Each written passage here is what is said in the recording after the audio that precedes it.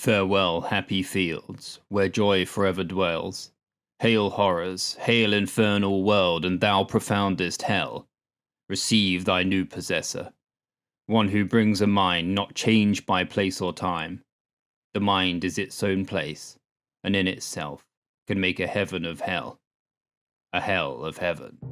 Detective Lee had forgotten what the sunrise really looked like. He hadn't left the city in over a year. Dawn broke in the silvered glass of the police cruiser. Everything that passed was a relic of another time. Wilding fields, abandoned farms, rusted factory, the occasional cult draped in blankets staring out for as many reclaimed churches as the new movements could hold. Outside the city, something strange had been woven into the landscape, into the culture, into the past, and it was impossible now to unravel it. Lee flicked through the case data floating in front of him. Han Shu, the rising star of the city's digital industry, was accused of kidnapping. The alleged victim, Joy Gray, called her parents before her ID was tracked in the Electric Glade, a VR domain owned by Han's mother, Ruby Shu. Lee's partner, Gong, woke for a moment with a grunt. "We there?" he asked in a voice like churning gravel. "Not long," Lee replied, bringing his feed onto the windscreen and darkening the surrounding glass. Gong grunted again and leaned back in his seat, his ill-fitting uniform stretched over his huge, muscled but aging body. Gong was months from the end, his pension enough to cover retirement in VR until he died on an electronic beach, hedonistic pleasure a heart attack away. Lee was 32, athletic, focused and clean. He'd worked nights for a decade.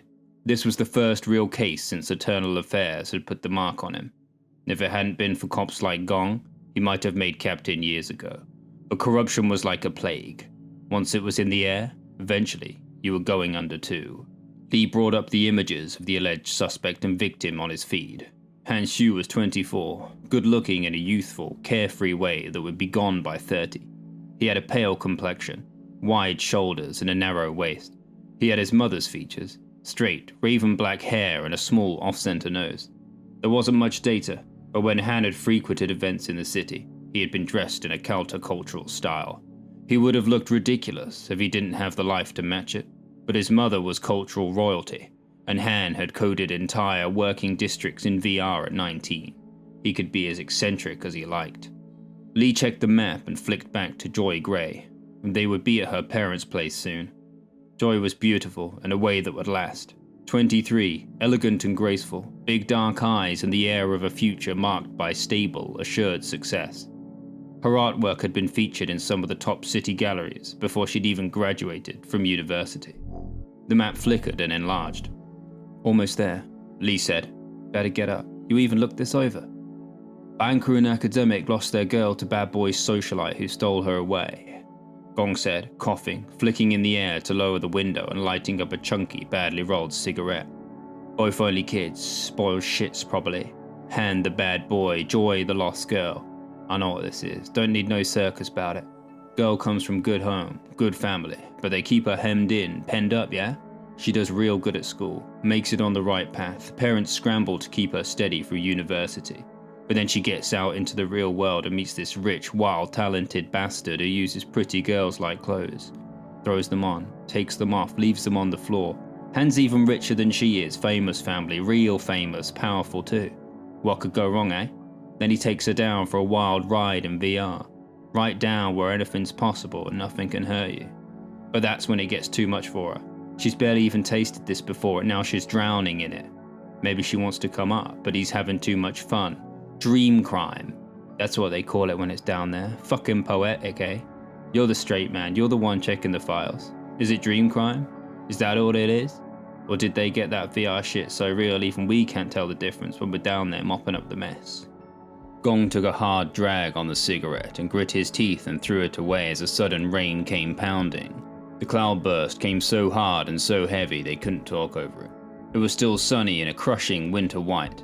Then the rain was gone, and it was all fresh midwinter, off the motorway, spiraling down through a countryside that belonged to an era past, where mansions that once belonged to the rich, now dreaming in VR, stood like lonely watchmen over stone walls and greening graves. The trees were spindly, with 1,000 skeletal fingers prodding. Lee wondered how many trees were even left in the city. How many children spent 100 hours trying to create trees like this in VR? So perfect and so real they turned with the seasons. Those kids had probably never even put a finger to the bark of one of these living things. They wouldn't even have the urge. The countryside was making him romantic, dramatic. Maybe Gong was right. Maybe everything was simple. Maybe it was just the same story again and again, played out with stranger tech and fresh dimensions, but never removed from the steady cliches of the old, waking world. Gotta be down there, Gong said, flicking the map away from the windscreen, his bleary eyes cut with the shadows of the giant oaks lining the lane that led to the mansion of red slate and grey stone. Look at that antique. You can pick up these things dirt cheap now. Shit. Would have killed for that 30 years ago. Strange how the world turns, eh? The cruiser slowed as the AI tracked their passage along the lane, past a few fallen branches and the odd stone that had crumbled from the centuries-old walls. The mansion was surrounded by acres of ground, swirling burns and gentle valleys. Looks like an oil painting, Lee said. Wait till you see what I paint in my patch of VR. Gong said, flicked down the window and spat a thick glob of phlegm into the beautiful, forested grounds. They rolled down the valley alongside a trickling stream until they came to the high iron gates. An AI avatar of Joy's father, Robert Gray, appeared on the windscreen feed. You are a little early, officers, the avatar said, woken up by a cock. Gong replied quickly. Are there cockerels crowing in the city? Cocks everywhere, Gong said. Full of them. Open the gate.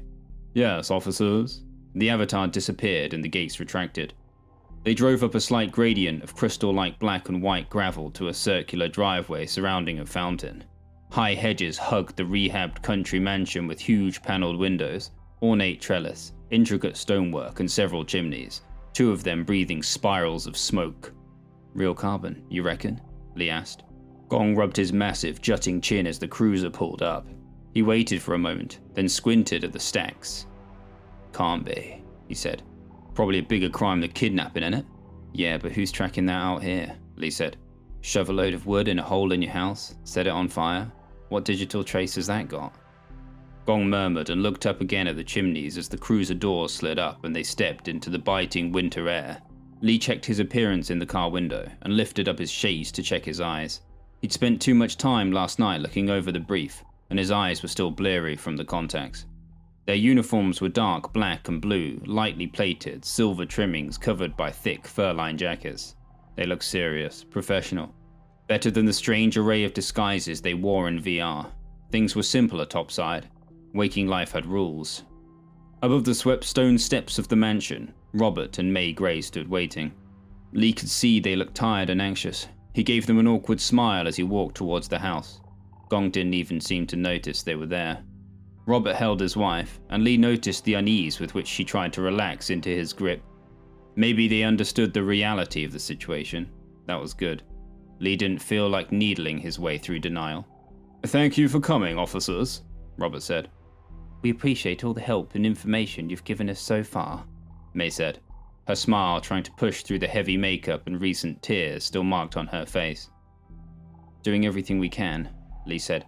The suspect is a high profile. We're hopeful we'll be able to find your daughter soon. Soon as we can, Gong said, and gave them a quick, short smile as he flicked his eyes towards the chimney stacks. Please come through to the living room. We've already brewed the tea, Robert said. Lee and Gong followed them into the hallway. The floor was crisscrossed with red and black tile, the walls of gold and green wallpaper. Chandeliers hung from the ceiling. A staircase of brass trimmings and red carpet circled to a landing upstairs. Lee's eyes instinctively traced the walls for pictures or decorations connected to the victim. Mind if we record? Gong asked. I'm going to need full access to your residence console, including everyone's recent feeds. Might be a lead we missed, or something we need to go through later. I'm afraid we usually have our feeds turned off here, officer, Robert said. We seldom wear contacts or even run the console. We're rather fond of our privacy. An antiquated idea, I grant, but, well, until recently it has seemed to favour us. But I suppose we are well into all this now and must do whatever we can to help. May's face scrunched up as if she was about to cry, but she composed herself and took a deep breath. I'll get the tea, she said quickly, closing one of the doors to an adjoining room which, Lee noticed, smelt faintly of burned carbon. Robert showed them into the first floor living room. One entire wall was covered by a shelf of real paper books. A slight veranda jutted out into framed windows, giving a wide view of the lawn and reclining hills leaning into fog. Portraits of what might have been deceased relatives hung over the fireplace, which Lee knew had definitely, recently, been used.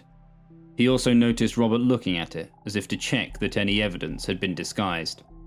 "We ain't here about the carbon," Gong said, pacing at the window. "Honestly, I wouldn't mind if you fired it up. Kinda curious, eh?" Robert went to say something, but then hesitated. "Please, gentlemen, do take a seat. I'm sure you have some questions for us, though we really did try to get everything clear in the digital interview." "Yeah, but sometimes there's no substitute for the real thing, right?" Gong said, and trailed his hand over the fireplace. Lee sat down in one of the red velvet chairs. The scuffed wooden floorboards might have been 100 years old. Real wood, used for housing, in the floors, in the books, in the fire. It almost felt like some VR vacation into the past. He took a deep breath and looked at the sunlight, the random patterns on the walls, the feel of the people around him. He was certain that this was waking life. He could remember everything of the last few days. Robert sat, but Gong continued to walk around the room, his physical presence and hardened demeanor radiating like heat. He stood by the portraits as he flicked at the air, changing his contact feed, downloading everything from the residence console. "Barely got a thing on here," Gong said. "Nothing back further than a few hours. You wiped this before we got here, eh?" "Absolutely not, officer," Robert said, adjusting his tweed jacket over a collared shirt. "I assure you, if you look at the main feed, that's just standard for us. We were doing that long before Joy..." Gong grunted and continued flicking. Lee was curious to see if they had anything that might help him find where Han might have taken Joy. But he didn't want to start immediately prying into what was obviously such a private house. He could tell the parents were rattled, and he needed them calm and trusting. May came back in with a serving tray and placed it on the antique table between them, minding the rug. "There's milk and sugar here too if you'd like it," she said. "Add as much as you like." "Got any green tea?" Gong asked. "I like it bitter." "Sorry, only red I'm afraid," May said. "I'll take it straight then," Gong said, and walked over before she could serve it. He poured out a high cup of strong dark tea, grimaced and took a sip. "That'll wake you up," he said. "Mind if I look around?" "Yes, of course, that would be fine," May said, and looked to Lee. Lee knew he had come across as the measured, reasonable officer they wanted in charge of the situation. Gong's manner oiled the dynamic without them even having to fake it. "Would you need one of us to show you around?" Robert asked. Joy's room was... "No need, I got the download," Gong said. "Just need 10 or 15 minutes. See if there's anything we missed online, eh?" "But don't you believe that Han took Joy?" May asked, urgency seeping into her voice. "The case is active, you are looking for her." "Yeah, we're hounds on the trail," Gong said, and walked out into the hall. "We need to meet a certain threshold of proof to get a search warrant for the VR domain Joy's ID was last registered at, the Electric Glade," Lee said. "After that, we can dive into it through the pods at the police VR facility. If we can find Joy in the Glade, we can trace her ID topside and find the pod where she's being kept. But the Electric Glade is private property, owned by the suspect's mother. Though we have your statements, you told us nothing was recorded.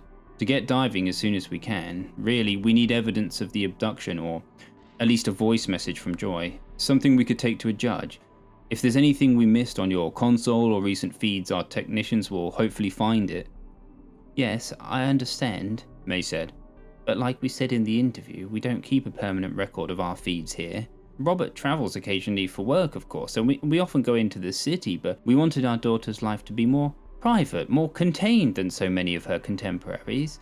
We didn't want her to be weighed down by her digital past, like so many of us were." "I know," Lee said, "and that's not as uncommon as you think. You don't need to justify it to me. But we need something that implicates Han Shu as the abductor. Han's family owns the domain. He could stay down there for years.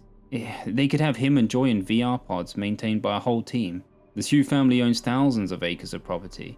It'd take half the city police a year to search every place they got for VR pods, and Joy could be in any of them. I bet they've got plenty of spare pods too, and if he has your daughter in one, there's no reason he's going to be waking her up, risking her ID getting picked up on the city feed.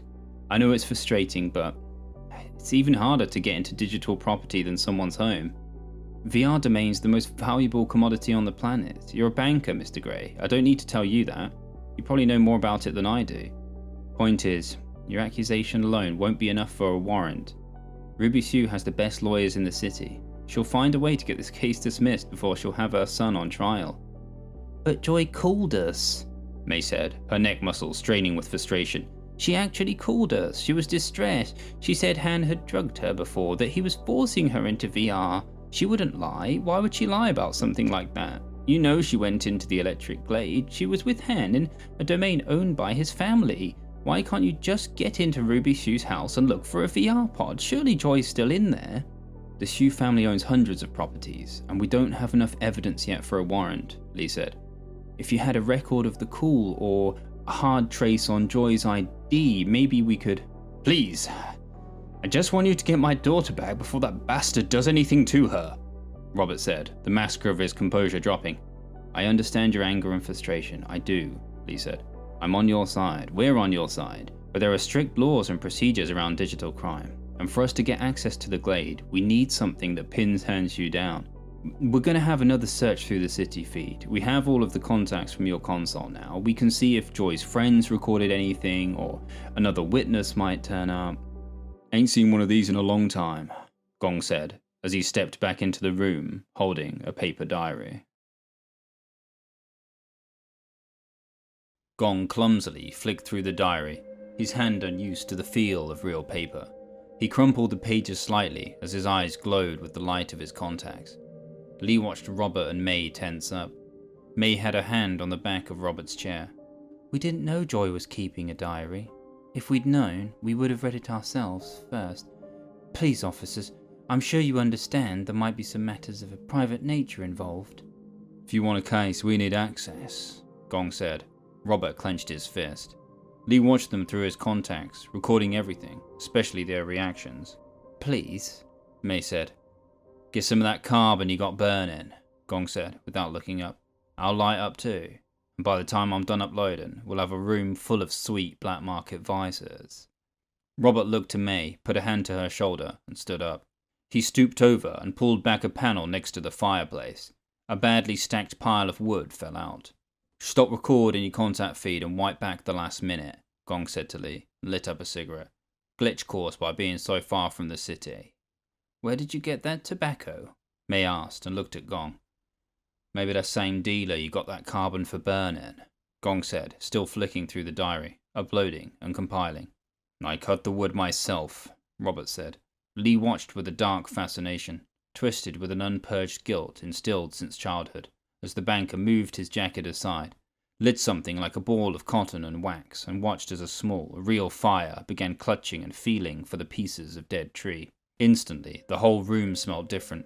May seemed as transfixed as he was, though Lee knew the fireplaces were well used. Is that to your satisfaction, officer? Robert asked. Lee heard the first real note of the banker's personality coming through. Robert was used to being a figure of authority, unquestioned and respected. He had risen through the system, but had refused to become a part of it. Perhaps this carbon was a sign of something more. Maybe there were black market dealings here, and he and Gong were about to get into something that went beyond the case. The feeling of corruption burned in the fire. There was something uncanny about this strange mansion on the outskirts, about this couple, about what this investigation might become. Fucking beautiful, Gong said, hypnotized by the fire. Like a time machine, eh? I got to page 57, he said to Lee, and passed him the diary and flicked in the air, filling Lee's right contact with his feed. The AI display moved like a spider web as Lee pressed the diary flat open in his hands and uploaded the writing onto the case file, page by page, turning the real, handwritten marks of ink on paper into electronic data that wouldn't decay or die. Taught her to handwrite, eh? Gong asked and walked over to the fire. We all do in this house, May said. 2 steps from a cult, innit? Gong said and leaned down near the fire and sniffed, tracing his hand over the thick stone of the mantel. We wanted to do things differently out here, Robert said. We wanted something else for our daughter, and as for this cult business, I presume you know my wife is more of an expert than disciple. An expert, yeah, Gong said. That's right. Guess we're going to find out if that's something that runs in the family. Lee looked up and saw Robert twisting uncomfortably again. He looked down and continued flicking through the diary pages, uploading the neat, separated lines, now and again catching some of the writing. The first time I was pushed on the school field by Julie. My jeans got muddy at the knee and we couldn't wash it out. Getting top marks in the spelling test in year 2. Playing the recording back to Mum and Dad. Granddad showed me how to use chopsticks. He laughed when I couldn't get the rice at the bottom of the bowl. It didn't seem like much. He was getting past the halfway mark and there was little substance, just fragments and disjointed remarks.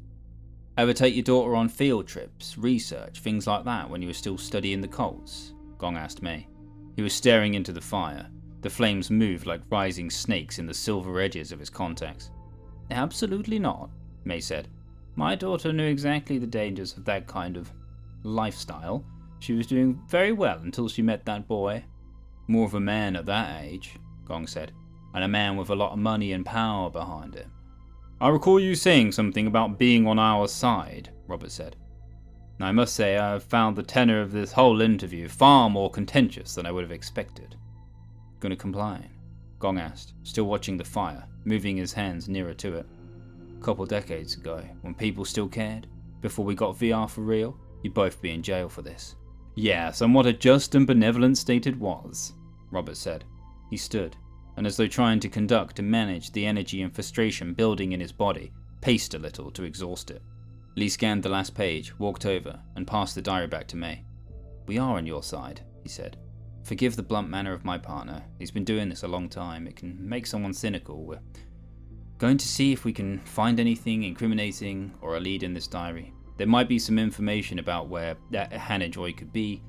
If there's something in here that implicates Han Shu, or where Ruby Shu might be hiding some unregistered VR pods, we might have Joy back in a few days' time. I promise. May took the diary. Her face seemed to deflate, perhaps with the effort of holding back hope, of holding something so secret of her daughter's, something so quaint and personal in her hands. How long does it take to learn to handwrite? Lee asked. Years, Robert replied stiffly. 不这周之忙为蝴蝶鱼，蝴蝶之忙为周鱼. Gong whispered into the fire. What's that? Robert asked. How could Joy know if he dreamed of the butterfly, or if the butterfly dreamed of him? Gong said.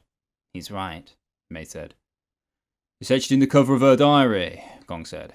He leant down and used the poker to move one of the black logs over on its back, uncovering the red and glowing white core beneath. He put his hands over the heat.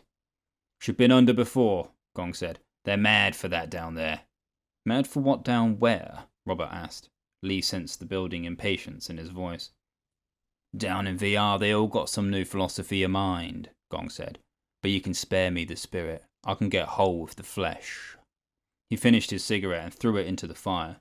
He stepped back as the paper caught and made a rising flame that quickly burned away. We'll return to the precinct and upload what we have, Lee said. Have our technicians run through your console and Joy's ID again. Will you be able to come in if we need you to testify in front of a judge? We both have some time off, our employers understand, Robert said. We'll come in. Lee stood to leave, but Gong had moved from the fireplace to the shelf of paper books. You wrote this, eh? He said, turning to May. He took a large book from the shelf with both hands.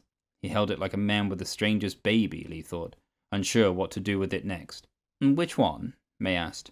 From heaven to the clouds and angels to UFOs, the old world religions and our new age cults. Long title, ain't it? Gong said. May said nothing but twisted her hands uncomfortably.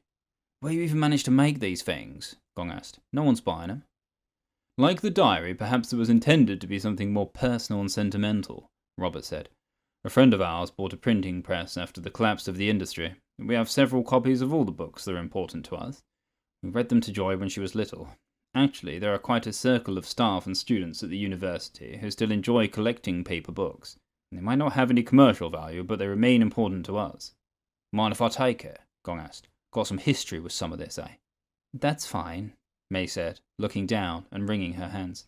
We don't need anything else, Lee said, but your work might give us some insight. Thank you for your time and cooperation, he said, as Gong, looking through the book, started walking out ahead of him. No problem, officers, Robert said, looking down at the serving tray, noticing that Lee hadn't touched his tea. May didn't get up to see them out. Robert stood rigidly on the threshold of the mansion as the cruiser automatically circled around the fountain.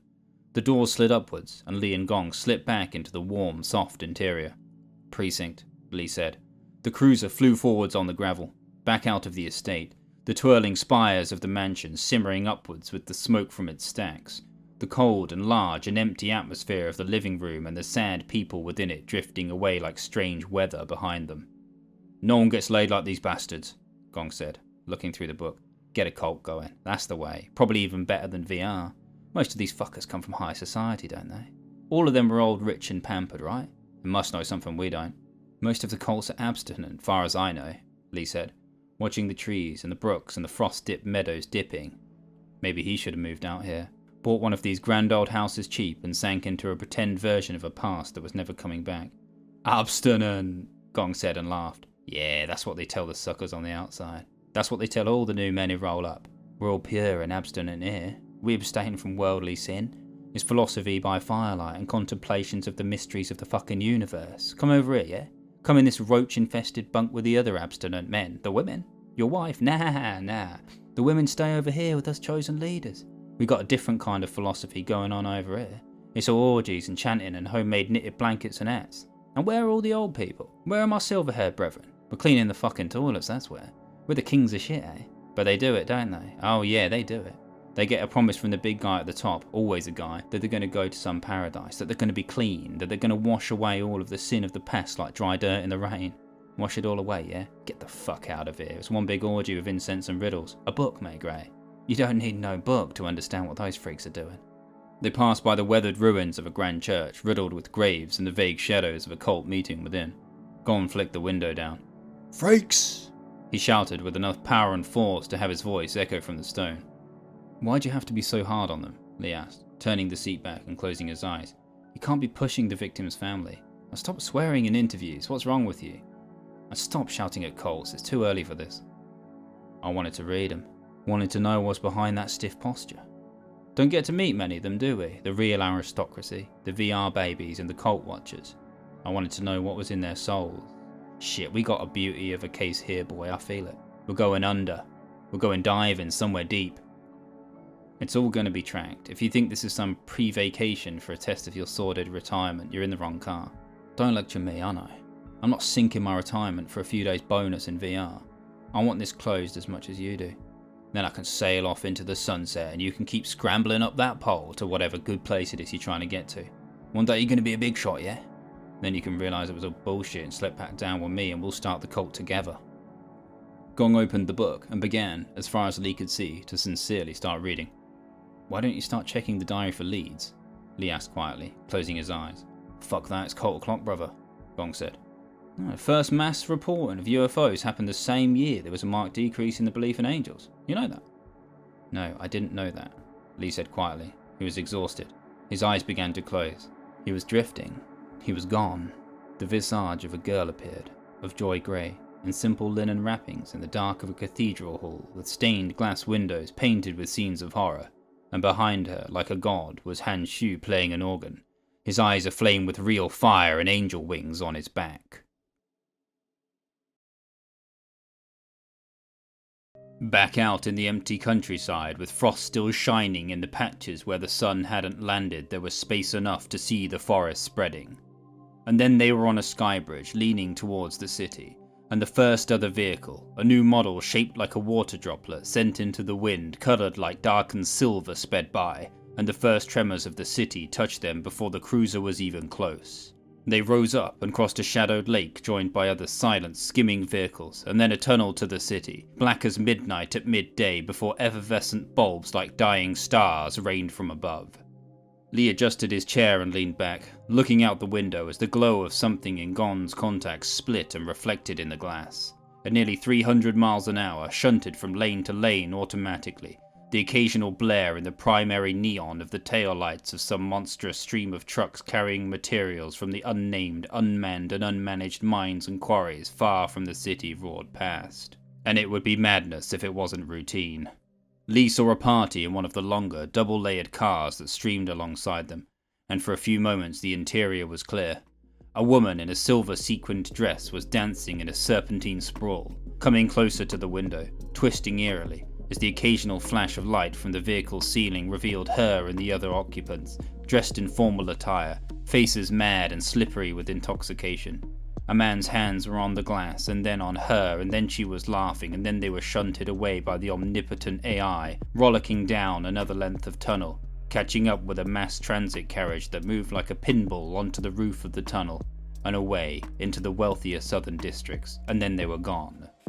The tunnel dipped sharply, and so many vehicles joined them that Lee felt for a moment the pressing sensation that always gripped him at the end of a shift, when he felt he was being carried in a sea of metal and glass. Every light was artificial, every car shapeless, fluid, and in a rush, such a hurry.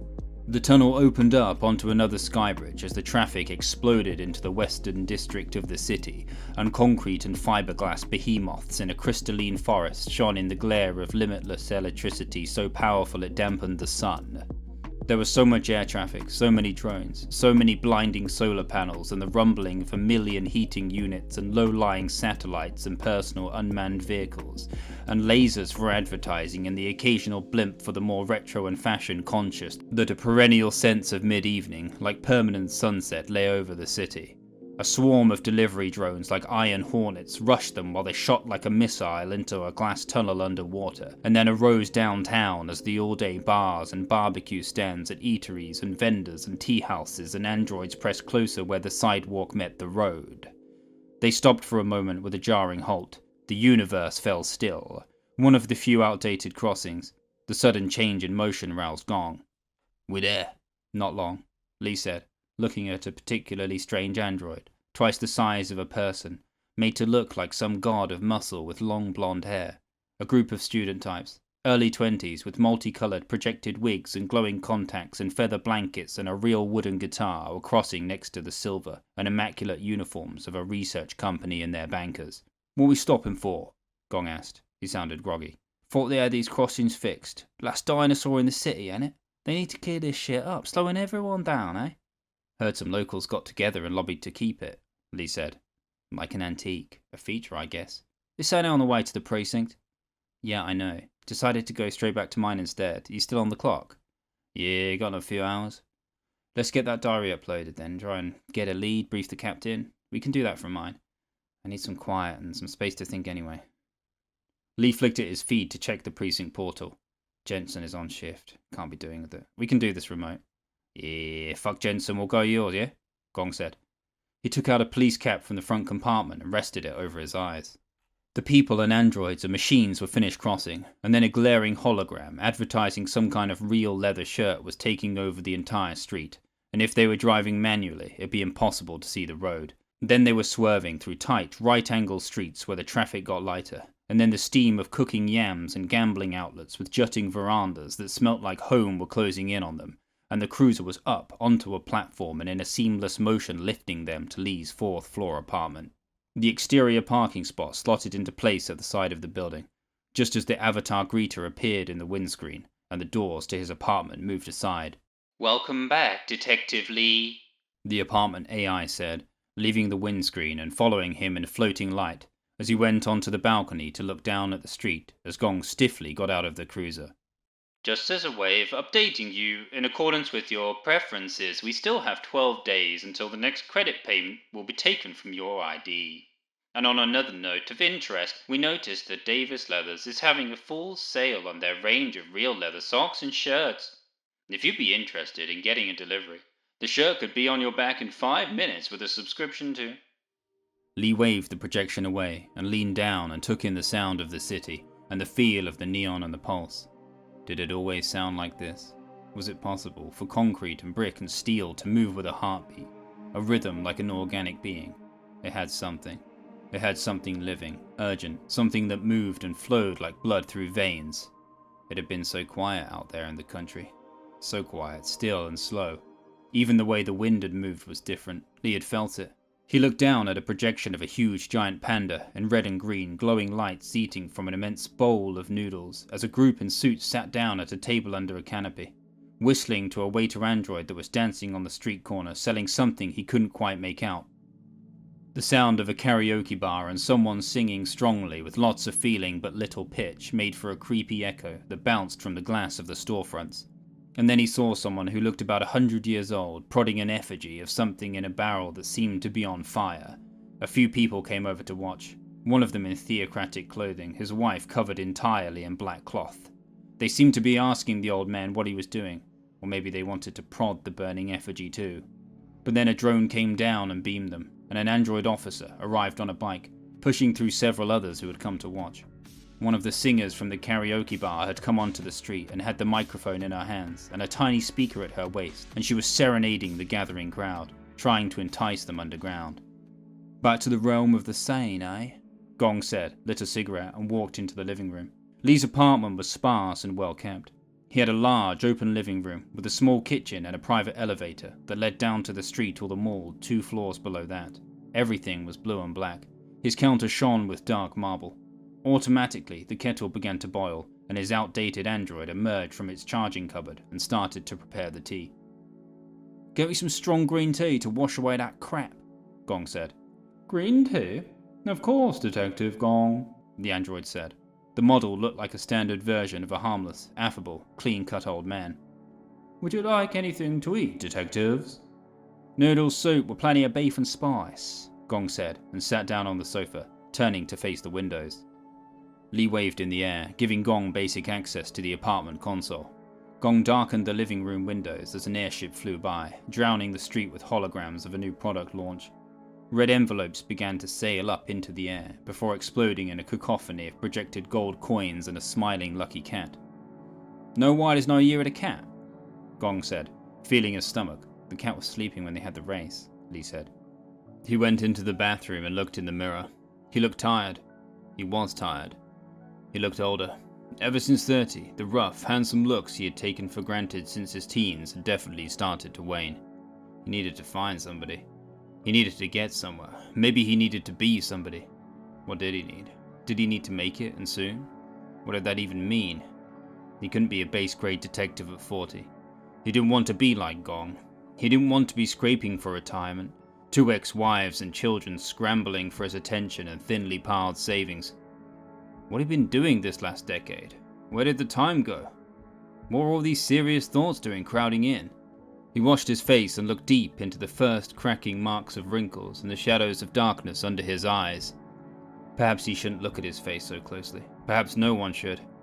The countryside was making him feel strange. "When was the last time you'd been out there?" he asked Gong, changing into his informal police suit. It was fitted and smart. He looked better. He was still in great shape and it matched his age nicely. He gave his face a quick smothering of lotion, hidden behind the mirror.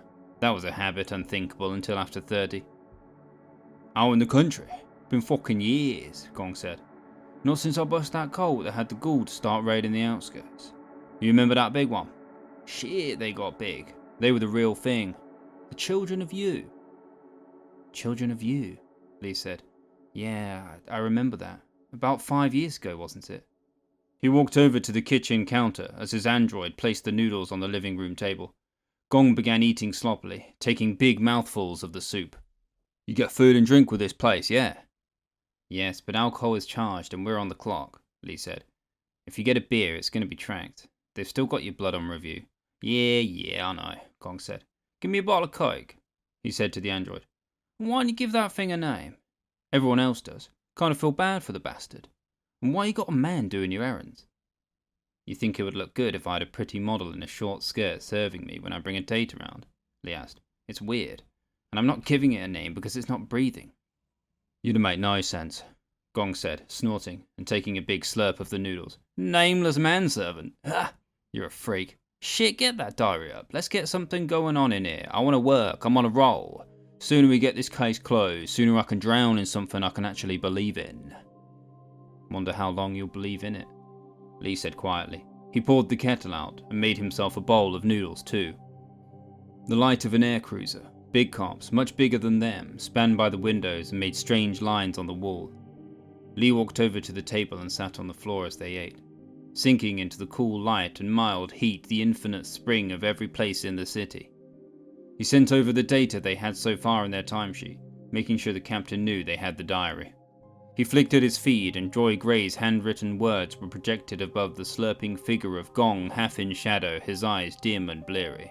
Lee leaned back, not wanting to be too close to Gong while he slurped. The upload began to organize. On the right projected column, in red, were the most common words. Below that in green were names. Lastly, in the final row in blue, were places. "Search names," Gong said to the AI. finishing the last slurp of noodles and burping with great force and pleasure. Han Shu. No precise match on that name, detectives, the AI said. Several names in flashing green appeared in a column on the right, as the mass of writing was made tiny to fit between the floor and ceiling. Han, Gong said, lying back against the sofa, lighting another cigarette. It filled the room with twirling smoke that sank and rose in the projected light. 6 matches, detectives. The writing separated from the body of text, spaced out enough for them to read each passage. I see Han at the front of the hall and notice his hair. He looks over his shoulder. I'm not sure if he saw me too. Han is playing music at the party at Dimitri's. He stands by the console on a stage. There is a beautiful girl next to him, and I don't know if they're a couple. Han takes my hand as we walk back in early autumn at dawn, just as we cross the corner of Jiaxing Street and notice the leaves changing. It was the first frost that year. I try Han's domain for the first time and realize what he can do. He draws me a VR version of Jiaxing Street, and his own music plays around us as we walk under the willow tree where we first kissed. When I come up, there is a new bracelet on my wrist with real sapphires. I tell him I love him. I fight with Han about how much time he's spending going under. He says he's working on something for me, but I don't believe him. He's staying so long all his vitals are connected to the pod. I realize I am worried that Han is starting to fracture. Ain't much, Gong said. They're all memories, Li said. Flashbulb memories. He drew up another couple of paragraphs at random. It's my 6th birthday and Marius sings the happy birthday song in a really annoying way. And I know it's not serious, but I get upset because I think he's ruining the party. The first time I smell burning carbon and know I'll never be like my parents. I think about reporting them. You reckon she wrote down everything that ever happened? Everything she remembers? Gong asked. Just the flashbulbs, Li said. Moments of significance. The events that came to her. Shit, I wouldn't want to dig that far down. It's not chronological and there's no obvious structure to it, he said. He expanded some of the paragraphs and scrolled through the air. If she'd put titles or timestamps on this, it'd work better. If this was digital, it'd be default, but all this handwriting. Hundreds of thousands of words. This could take days. Weeks with just the two of us. Fuck that. Let me try something, Gong said. He pushed away his bowl and rubbed the side of his face, wiping away the sauce. Analyze data connected to Han and other names, he said to the AI. What are the most common matches? Consider the pronoun him used after mention of Han. Yes, detective, the AI said. And try to create a chronological list, Li said. Then present the data with most recent first. I do not have enough data to accurately compile chronologically, detective. I know, just try, Li said. Han is potentially mentioned with one other name, the AI said. Would you like to see the data, detectives? Nah, shove it up the recycling bin in your ass, Gong said. I do not understand, detective. Show us the fucking data, Gong said. Please wait, detectives. Gong finished his cigarette and put it in the empty bowl as the android server came and bowed and took it away with an air of submission and compliance that didn't sit right with Li. He kept the android in the cupboard for a reason. He didn't even like to think of it there sometimes at night, lying still with its arms crossed, all straight like a vampire. He didn't like the way its eyes suddenly sprang open. Maybe he should get a new model, something that really tricked you into thinking it was human. That thing still had one toe in the uncanny valley. Data has been compiled, detectives. Professor Marcel calls on him, and she seems challenged by the question. He asks her why we come up in VR when we die. He seems obsessed with it. She tells him it's the same in dreams, and there must be a consistent neurological explanation. But when she can't really answer him, and he presses her more, it gets awkward. But I respect him for it. I wait with him outside her office. I can tell he isn't right. It's the second time I think of fracturing. I start to think if we could both stay under, maybe it would make more sense. But it makes me so sick when I come up after diving for so long. But it seems to mean so much to him. I'm worried if I don't keep diving, he'll find someone else. That's better, Gong said. Search for a Professor Marcel at the City University, Li said. Search for student IDs listed at the same lectures as Joy Gray. Search for Han Shu. If not officially listed on the intake, run scans of digital IDs registered in lecture halls at the same time, matching said names. You have my clearance to reference my badge and case number. Data will take a few minutes to compile, Detective. That's fine, Lee said. And give me video feed of the IDs, if found together. Yes, Detective. You reckon this professor is going to be the independent witness? Gong asked. Could be, Lee said. If Joy and Han went to see her together, they'd have been picked up on the university feed at some point. If the professor had her suspicions about Han, or she saw him acting strange with Joy, reckon we'll have something. Ruby's shoe is big, but if we get 3 claims on Joy's side, the parents' testimony, the diary mentions, and the professor, we should have enough to dive. Gong stood and flicked the passages of the diary around him in a vortex like a small galaxy. He looked consumed. Lee could tell he was starting to get a sense of things.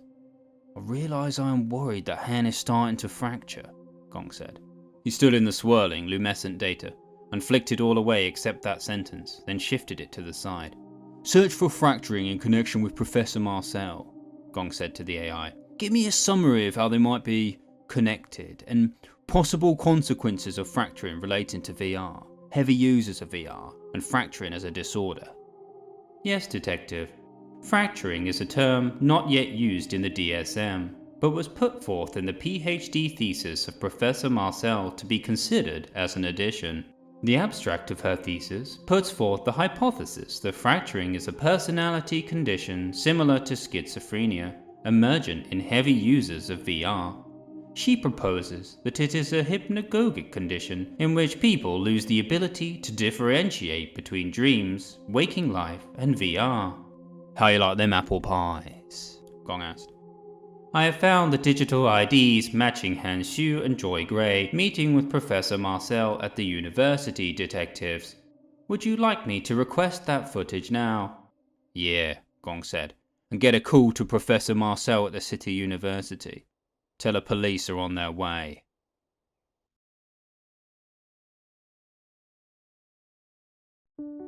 Like molten iron dripping between the mirrored corporate monoliths lit with names in every language humanity spoke, the winter sunset was brief and harsh.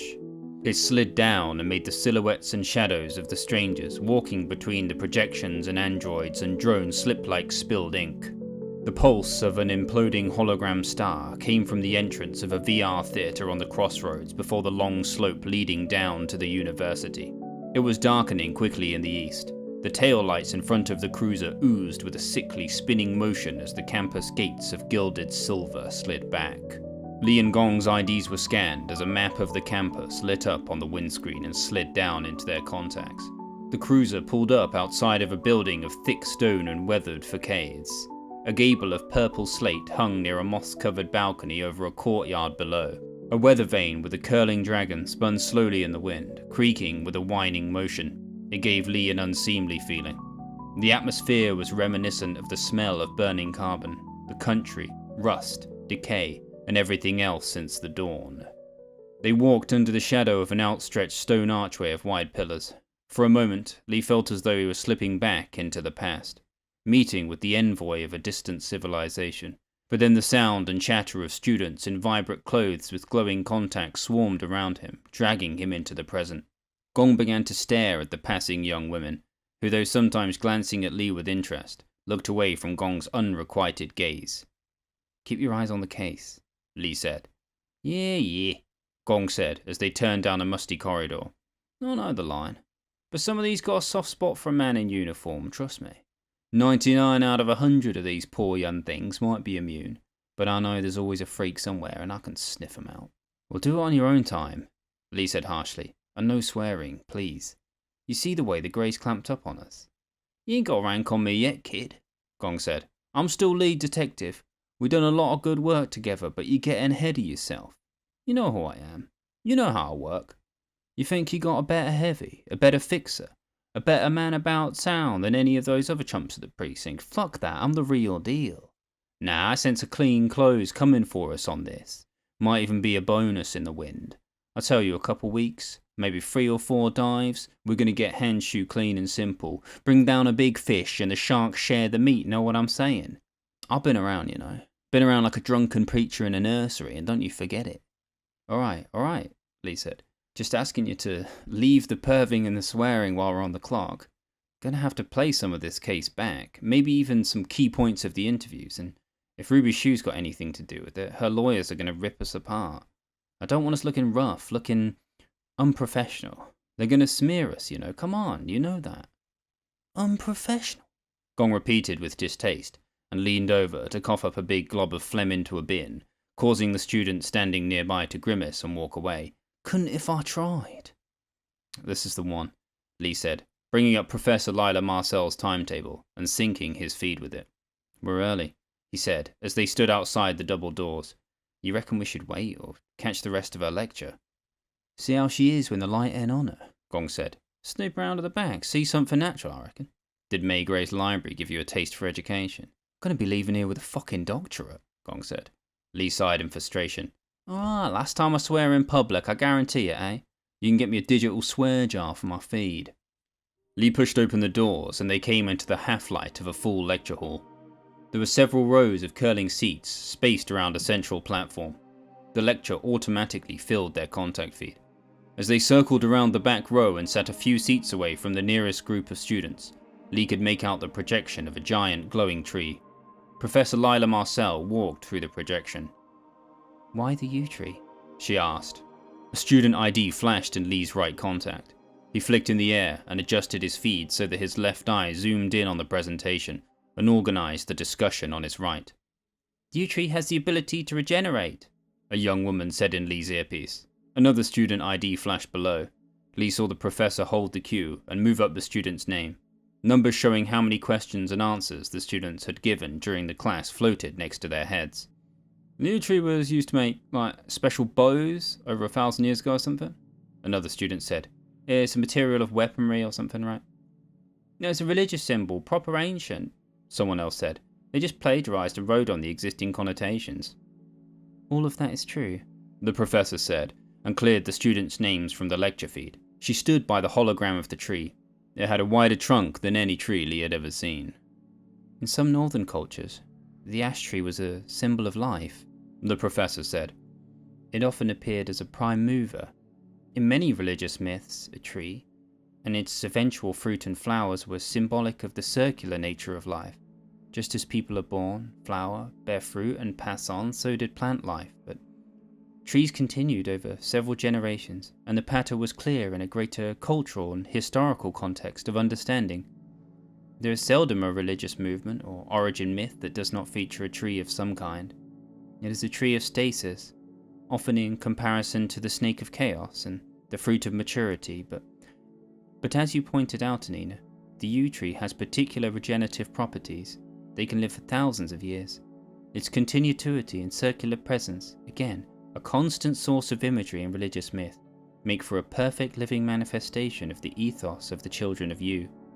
Natural cycles of life, unperturbed by technology or modernity. She waved the projection away. The assignment has already been sent to your feeds. I want 5,000 words on the use of motif, preferably an animal or tree that features in a religious movement, the significance of the symbol, what it represents, and what modern analogies you can compare it to. And please, not everyone choose the snake, she added. Before she had finished speaking, the lights came back on and the projection disappeared. The bleary-eyed students began to talk softly and walk out together. As they collected themselves, there were a few minutes of noise before a strange silence was left in the hall. The professor waved at the air and shut the console down. Professor Douglas will be using the hall shortly, if you wouldn't mind, she said without looking up. But as Lee and Gong stood up in their uniforms, Lyla Marcel turned visibly paler. I thought we were meeting in my office after the lecture, she said, a little shakily.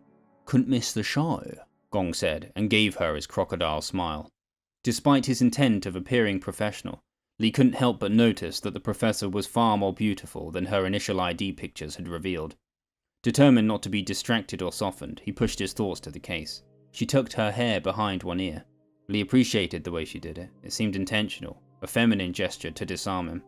She was wearing glasses, dressed smartly. She had a dignified grace about her, a balance of intellectual maturity and youthful poise. Very well, Lyla said. But as I already mentioned, another professor is scheduled to use the hall, so So if you would like to follow me to my office, I'm sure I could help you there. That would be fine, Lee said, perhaps a little too kindly, even a little jovially. Had Gong noticed? Probably. He saw everything. Gong kept his eyes off her, and they walked together awkwardly. Lyla stayed just a little ahead of them, and led them down another musty corridor. Lee smelt the faint traces of her perfume, mixed with an undercurrent of dust and paper books. University staff were drinking coffee and talking animatedly between the projected figures sifting in a side room. A little further on, past some plants too big that needed trimmed, Lyla took them into her office. It was small but tidy. Behind her desk were wooden-framed, peeling windows. She flicked at the air, and some warm lights that bordered the ceiling made the shadows of the plants stretch and climb the walls. Outside it was growing dark. The cloying, artificial light of the city was softened. "We need to ask you about Han Shu," Gong said. "You mind if I smoke?" "Smoke what?" "Not your reputation, hopefully," Gong said, and smiled widely under his glowing shades. He held up a cigarette. "Where did you get that?" Lyla asked, sitting behind her desk. "Is that even legal?" "Grey area," Gong said. "Gonna complain?" "This is highly unorthodox." Gong lit up and took a seat facing her across the desk. He took her mug from next to the console and readied it as an ashtray. Lee stepped forward and moved the mug back. "Could we please use this for ash?" he asked, and picked up an unused ceramic plant pot from the side. Yes, I suppose." "Forgive my partner," Lee said, turned away, and looked through some of the books on the shelf. He hadn't seen a paper book for years, and today he'd seen 100. He's from a different generation. "What do you know about Han Shu?" Gong asked, leaning closer. His presence dominated the office. "He was a student of mine for only a semester or so, I think," Lyla said, looking down, finding it hard to meet Gong's eyes. "Something of a real celebrity, of course, so we all notice his presence, and I'm sorry, I'm still not really sure how I can help you. You were very vague when you contacted me." "We'll figure that out for you," Gong said. "We want to know if he was odd. We want to know if he was chasing tail with a bit too much vigour, if you know what I mean. Was he a creeper? We want to know if you ever saw him with Joy Grey." "Well, surely this sort of thing will all be on the main university feed," Lyla said. "I think the AI could tell you better than I. I could search through my personal feed, but..." Gong flicked in the air and projected an image of Han and Joy outside her office. "Your privacy settings blocked us from the conversation," Gong said. "Han Shu is suspected of abducting Joy Grey, and the last time they were seen together in public was the afternoon they came by your office." Lee didn't know for certain that was the last time they'd been seen, and he wished Gong hadn't said it, but already his contacts were recording, and he couldn't correct him now. Gong pursed his lips and let out a tight stream of smoke that filled the office with a deep heavy smell that joined the dust and decaying books. "I'll find it for you," Lyla said. Her eyes glazed over for a moment as she searched her feed, and flicked in the air to project it through the console. Their 3 feeds synchronized, and an AI avatar of an elderly, dignified man with half-moon glasses was projected between them. "My father," Lyla said. "Is that normal for a psychology professor?" Gong asked. "Gotta be something in that." "Something quite ordinary, I think," Lyla said. "Play the recording," she said to the avatar of her father, which then disappeared. Instead, the projection of her, Han, and Joy filled the room. Joy Grey was stood in the doorway, fiddling with her hands. Han Shu was dressed eccentrically. His bare, toned arms were defined and tanned. He walked with a swagger, an air of invincibility, as he came over to the desk. "Wanted to ask you again, Professor," Han said. "About the fracturing in VR. It's not enough. I saw what you sent me, but I don't get it. It doesn't make sense." Lyla sighed. "As I already told you in the lecture, Mr. Xu, and, as I have repeatedly made clear, my office hours are for my postgraduate students. You're not assigned to the psychology department. I've already taken some time out of my schedule to try and assist you with your questions insofar as I could, when they were pertinent to the essays I assigned." "Why do we wake up when we die in VR?" Han asked. "There must be some code, some drug, some cognitive therapy. Something like lucid dream practice, but for VR. We must be able to continue to survive it." Han looked agitated and was biting his lip. His eyes seemed unfocused, and he was tapping one foot. "I would think this is more in the remit of your mother, who actually works in the industry, Mr. Xu. All I have is the data in the meta-studies that we have public access to. I haven't worked in VR for over 3 years, and the industry moves fast. But, as I said to you before, and has been made consistently clear in every study conducted, to die in VR means to surface immediately. The mind tries to wake up, and anybody forced into a state of submergence suffers psychological damage, permanent fracturing. My area of expertise is with the process of fracturing, the causes and consequences, and hopefully one day the remedies. My interest is not keeping people in a state of death while remaining in VR, something I find personally ghoulish. The purpose of my work is helping sick people get better. Is that clear, Mr. Hsu, or will I need to escalate this conversation to your department head? I don't mind my lecturers being interrupted by difficult and pressing questions, but you are now starting to draw me, and my students, away from the nexus of our actual modular study. Loquacious little cunt, aren't you? Han said and leaned over the desk. Lyla stiffened in her chair. Pause it, Lee said. Give me control. Lyla flicked and passed Lee the ownership of the feed. Lee rewound the projection, changed the angle, and zoomed in on Joy Grey's face. Loquacious little cunt, aren't you? This time everyone saw Joy Grey's expression. She looked afraid. Lee paused it. You get a lot of that from these little shits? Gong asked. You got it worse than us. That boy would be seeing the back of my hand. Fortunately, Han Shu was a rarity, Lyla said. But considering the wealth and influence of his mother, perhaps I could have expected it. We've had the pleasure of a few celebrities and their children gracing our halls. Although most, of course, now study primarily in VR, some of them still linger in waking society with a temperament of their own. Did Han Shu ever seem coercive or stalking in his behaviour towards other women that you noticed? Lee asked. I didn't see much of Han outside of lectures, Lyla said, looking down. And with his family background being what it was, you understand, we have some students who, for obvious reasons, despite what we might see or think, we can't... She trailed off. Did you see Han acting aggressively or controlling with Joy Grey? Lee asked. This is very important. He's accused of abducting her. Joy is missing, and her parents have no idea where she is. They're distraught, terrified, and with the only cops on the case, please, we need your help if you can give it to us.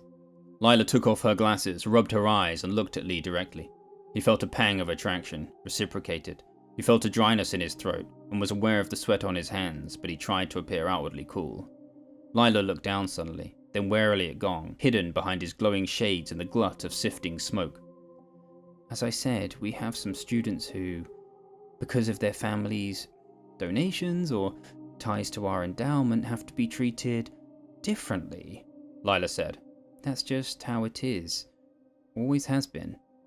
Was Han a psychopath? Gong asked. Got a free pass because Mummy was paying for a new wing.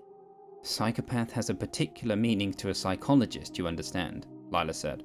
I get it, Gong said. I've seen more nutcases than a warden in a fucking walnut factory.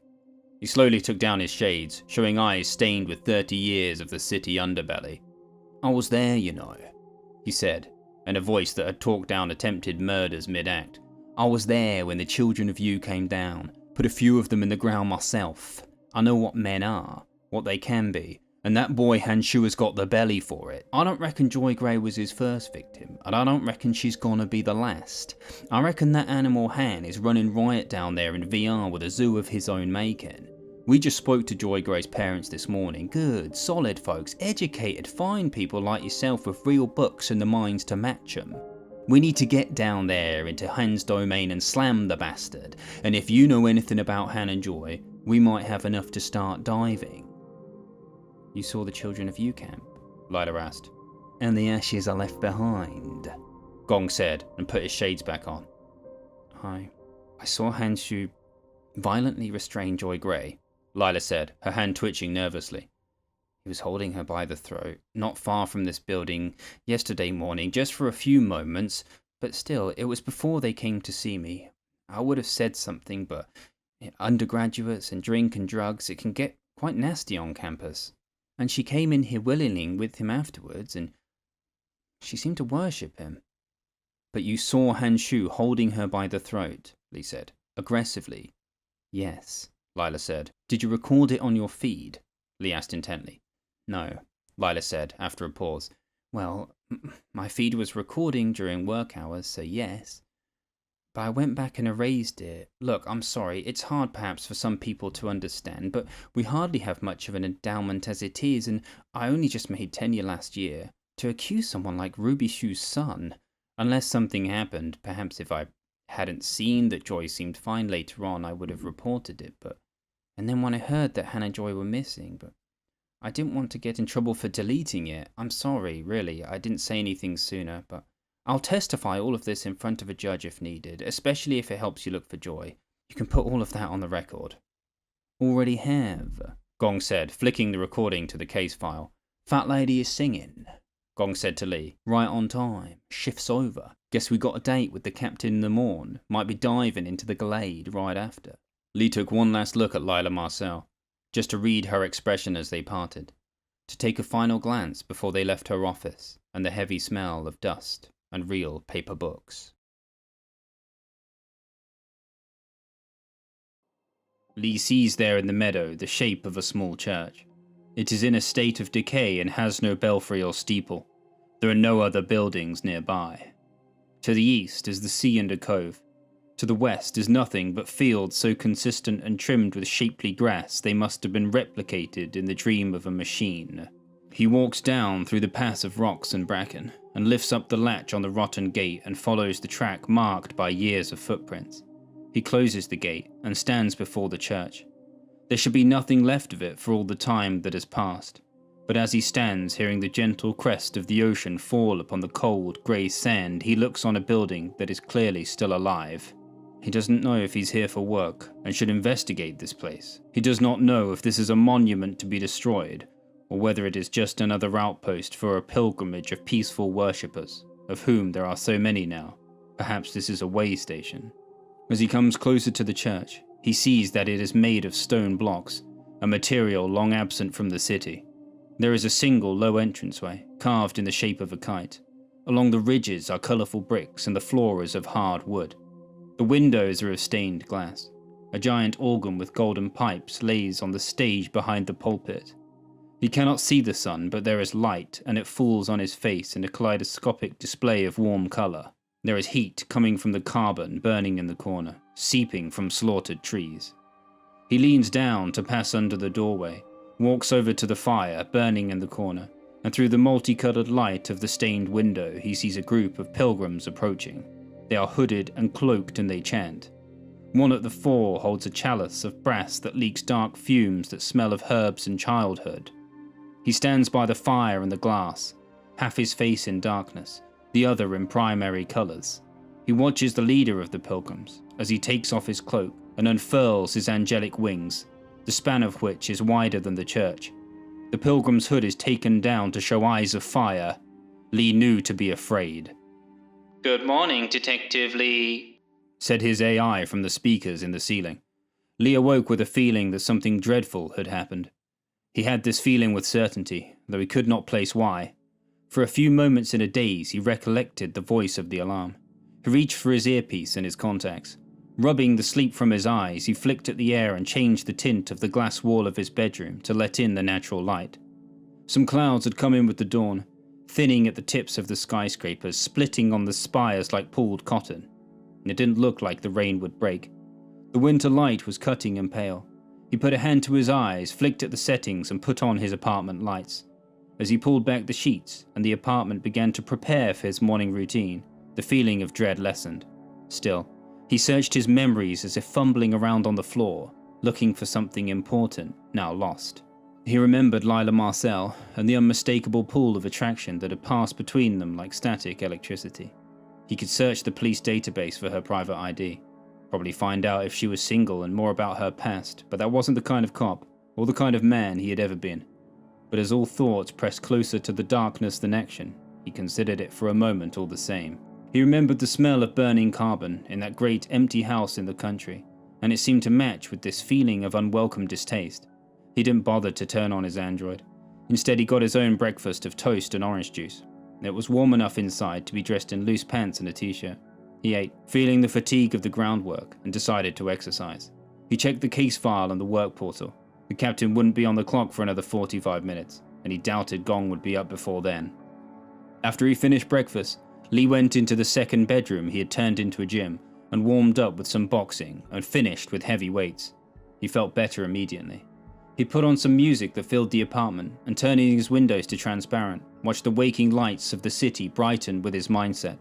He still had the physique of an athlete, and though it had been years since he'd done anything competitive, perhaps, if he finally got the promotion, he would consider joining one of the precinct teams. He washed in his open shower, still feeling the blood rushing and the expanding pull of his muscles, and took a clean uniform from the pile. He wouldn't need a haircut for a few weeks, but he had a clean shave just to take his appearance closer to 30 than 35. If he did summon up the courage and an excuse to contact Lyla, he wanted to make sure he came across as a decent and orderly cop. Maybe Gong was right, and the uniform and the role counted for something, but a dirty cop was still the lowest of the low. 2 minutes before 8, the captain's avatar flashed in his feed. She was outside, working already. She was 40, but looked as strong as a man half her age. Lee grabbed a flask of tea, automatically distributed from the machine in the kitchen, and let the android out to clean up and prepare things for when he got home. He stepped onto the balcony, the rising hum of the city echoing beneath him. He flicked the captain's avatar into his right contact. Got everything you sent over? Despite Gong's sloppy editing, we got what counts. I cleaned it up a bit and passed it by the judge. We got enough to dive.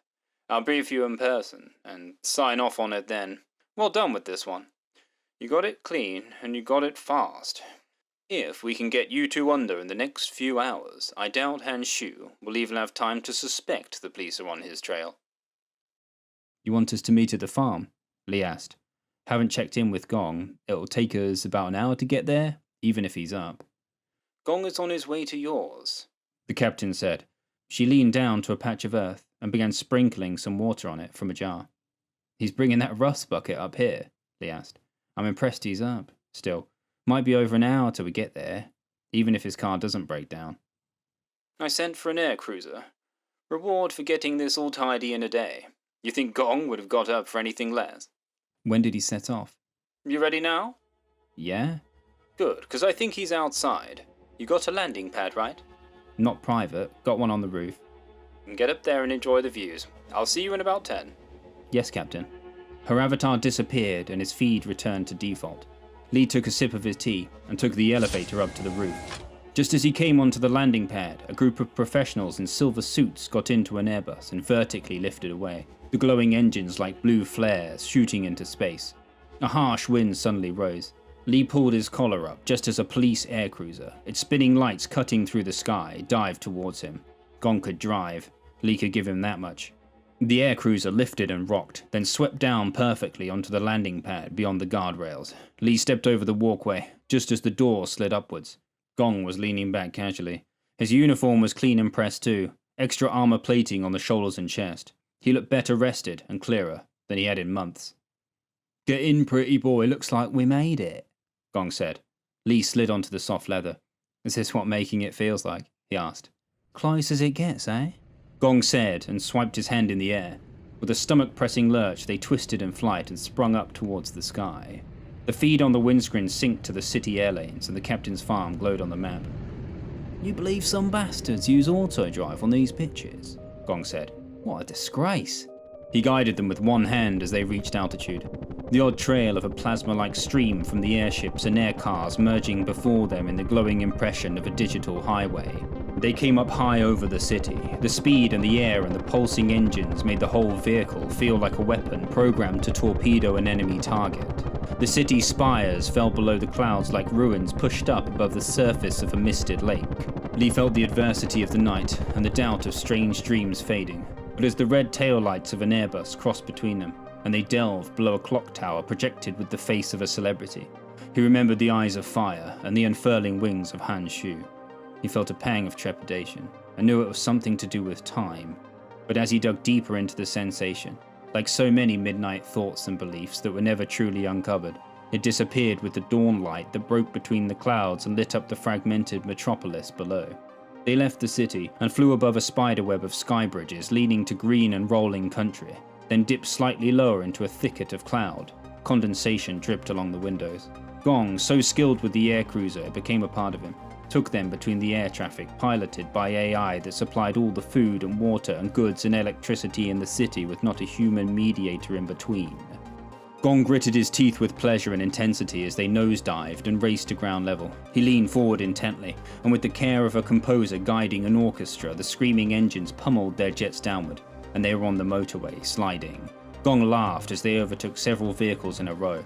With a burning of rubber, he took them down through the fields and empty passes surrounded with the first leaves of winter crops reaching out from under the mud. At the end of the pass lay the vined archway, marking the captain's farm. Dust spiraled in their wake as they landed, and the outbuildings of the farm echoed with the rattle of real cows and chickens. They saw the stooped figure of the captain, wearing a vest in winter, her large aviator glasses reflecting the rising sun. As Li and Gong stepped out of the aircruiser, their boots trod over the hard, thawing ground, and for the first time in weeks, Li noticed Gong was walking straight-backed without a smoke, in a manner loosely resembling professionalism. They looked fresh and imposing in their armored uniforms. The captain waved them over as she inspected a plant growing slightly taller than her waist. There were 1,000 of them. Li looked over in the distance and saw unmanned trucks spewing chemicals in the air, turning the earth or ripping up crops. The captain's farm reached down beyond the gully, further than his eyes could follow. "Problems with rotation," the captain said, looking over them for a moment, then turning back to the plant. "Thought it'd be better this year. Got complacent, I guess. These damn bugs are all over them." "No wisecrack, Detective Gong?" the captain said, looking up. "I catch 'em from you." "It's more like it. We got a warrant for the initial dive," she said, turning back to the plant. "And funds, provisionally, for 3 more. 1 hour is the most we can squeeze down there. The Electric Glade is one of the most exclusive domains in the city, and Ruby's shoe is like a monkey on my back too. We've got her placated for now. She doesn't know we're going to be diving. She's got her lawyers prepping, but it'll be at least a few days before there'll be a problem for us." "How long has it been since you two went under? Hope you haven't gotten rusty." "Been over a year," Li said. "Same, I reckon," Gong said. The captain stood up and flicked in the air to check. "Yeah, we had you two on that diving assault, but that was a relatively simple domain, not that different from topside. This isn't going to be simple. We know from some of Rubishu's work that gravity, light, even time might be different. You might have your memory wiped. It might be spacious in the Glade, big as a city. Shu has the means to build VR like that. Even worse, none of our coders can hack their software without making it clear we have people inside. There might be limited, or even no communication. We can't let Han know you're onto him, or one of his people will be able to disappear him. And I don't reckon you'll ever find him, or Joy Grey, in his own VR. The first dive is going to be pure orientation. What are the first things you need to do?" The captain asked and turned to look at them. "Find a mirror," Li said. "Learn what we look like, who we are, what form our avatars have taken. Then find each other," Gong said. "That's right.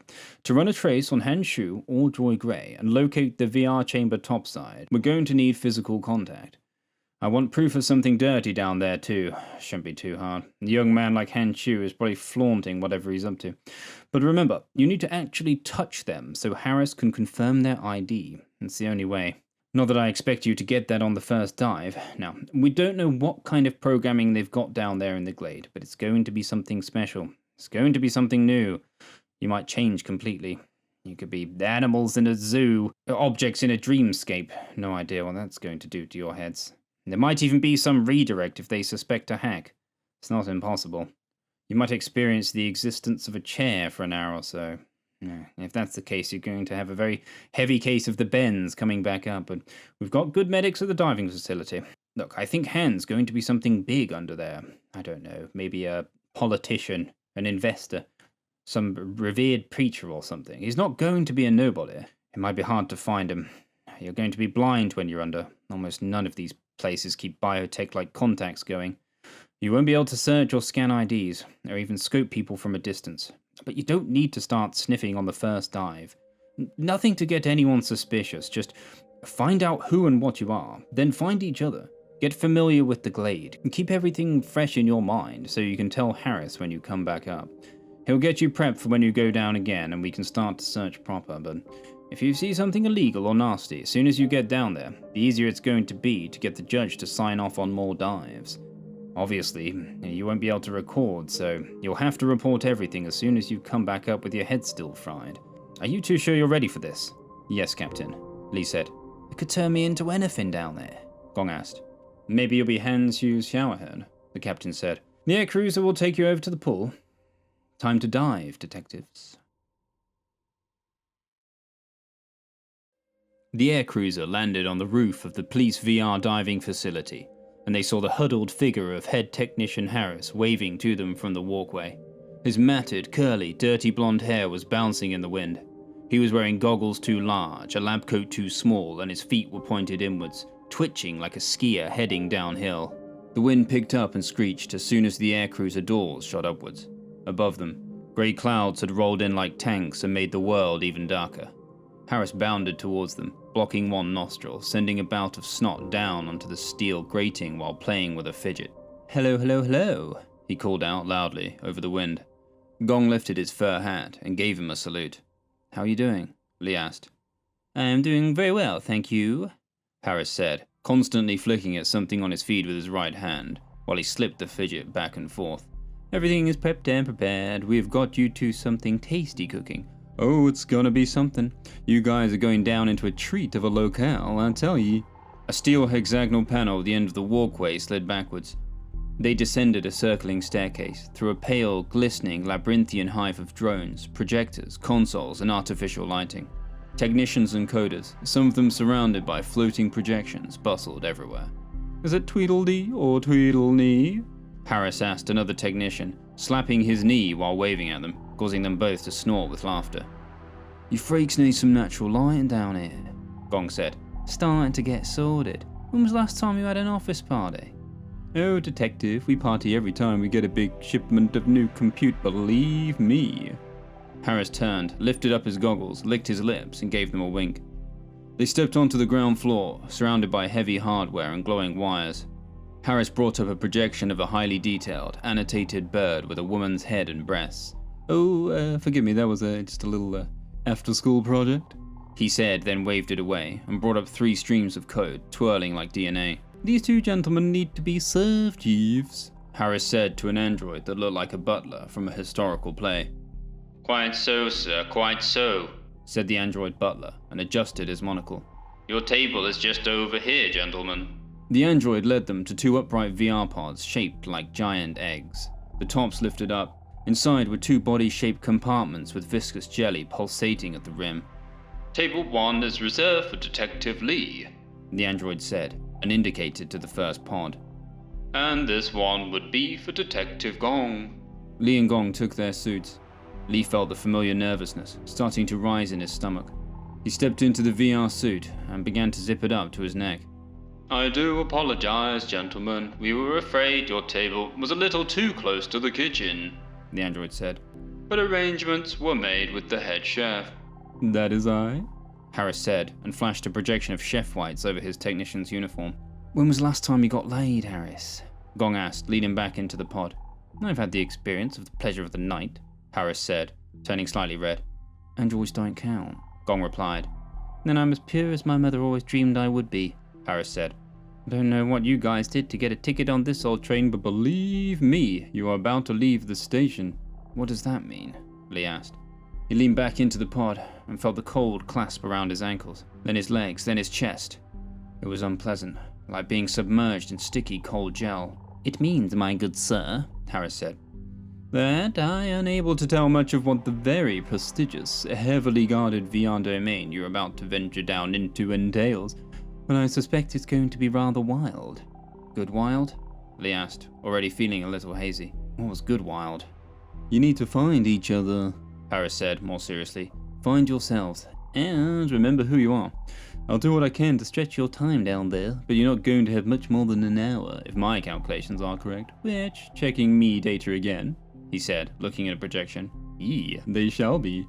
Enough time for Jeeves to give you a much-needed haircut," Gong said slowly, as though already half asleep. "This is a gourmet restaurant, not a barber shop," the android said, sounding offended. "I've been told my hair is my best feature," Harris said. "By your mother," Gong said. "Ain't much else memorable about it." "Buckle up, buttercups," Harris said. "It's, what did they used to say? It's showtime." The android finalized the VR procedure, and Lee felt the cold press of material starting to find his neck like a hand pressing downwards. He felt that he was falling. He was falling. He was falling and there were no guardrails. He was falling. Everything was dark, darkening, darker,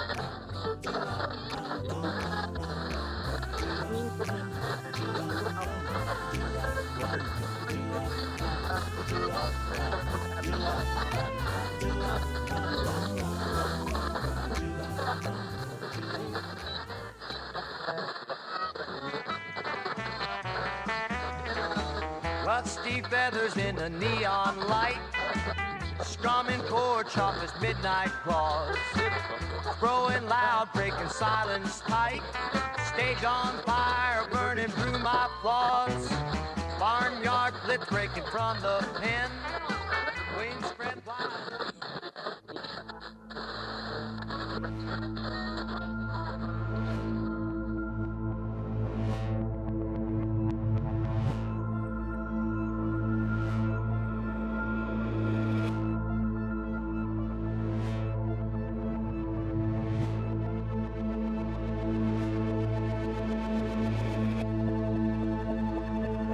He was in a lighthouse.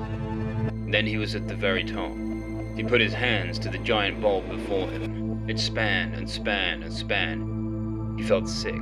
He had to get out. He had to get down. Even if it meant to die, he had to get down. This was it. This was the method. This was his manifestation of the manifold ways to dive. But how could he get out? He walked around the lighthouse lantern, searching for a way down. There had to be a way. When the bulb of the lighthouse was facing out to sea, everything else was in darkness. He could hear the waves pounding against a crumbling cliff. He had to dive. This was it. He lunged outwards, down over the railing, and raced down, and there was the sea with a million flames like ice and blue fire, and he was smashing into the water, smashing down below.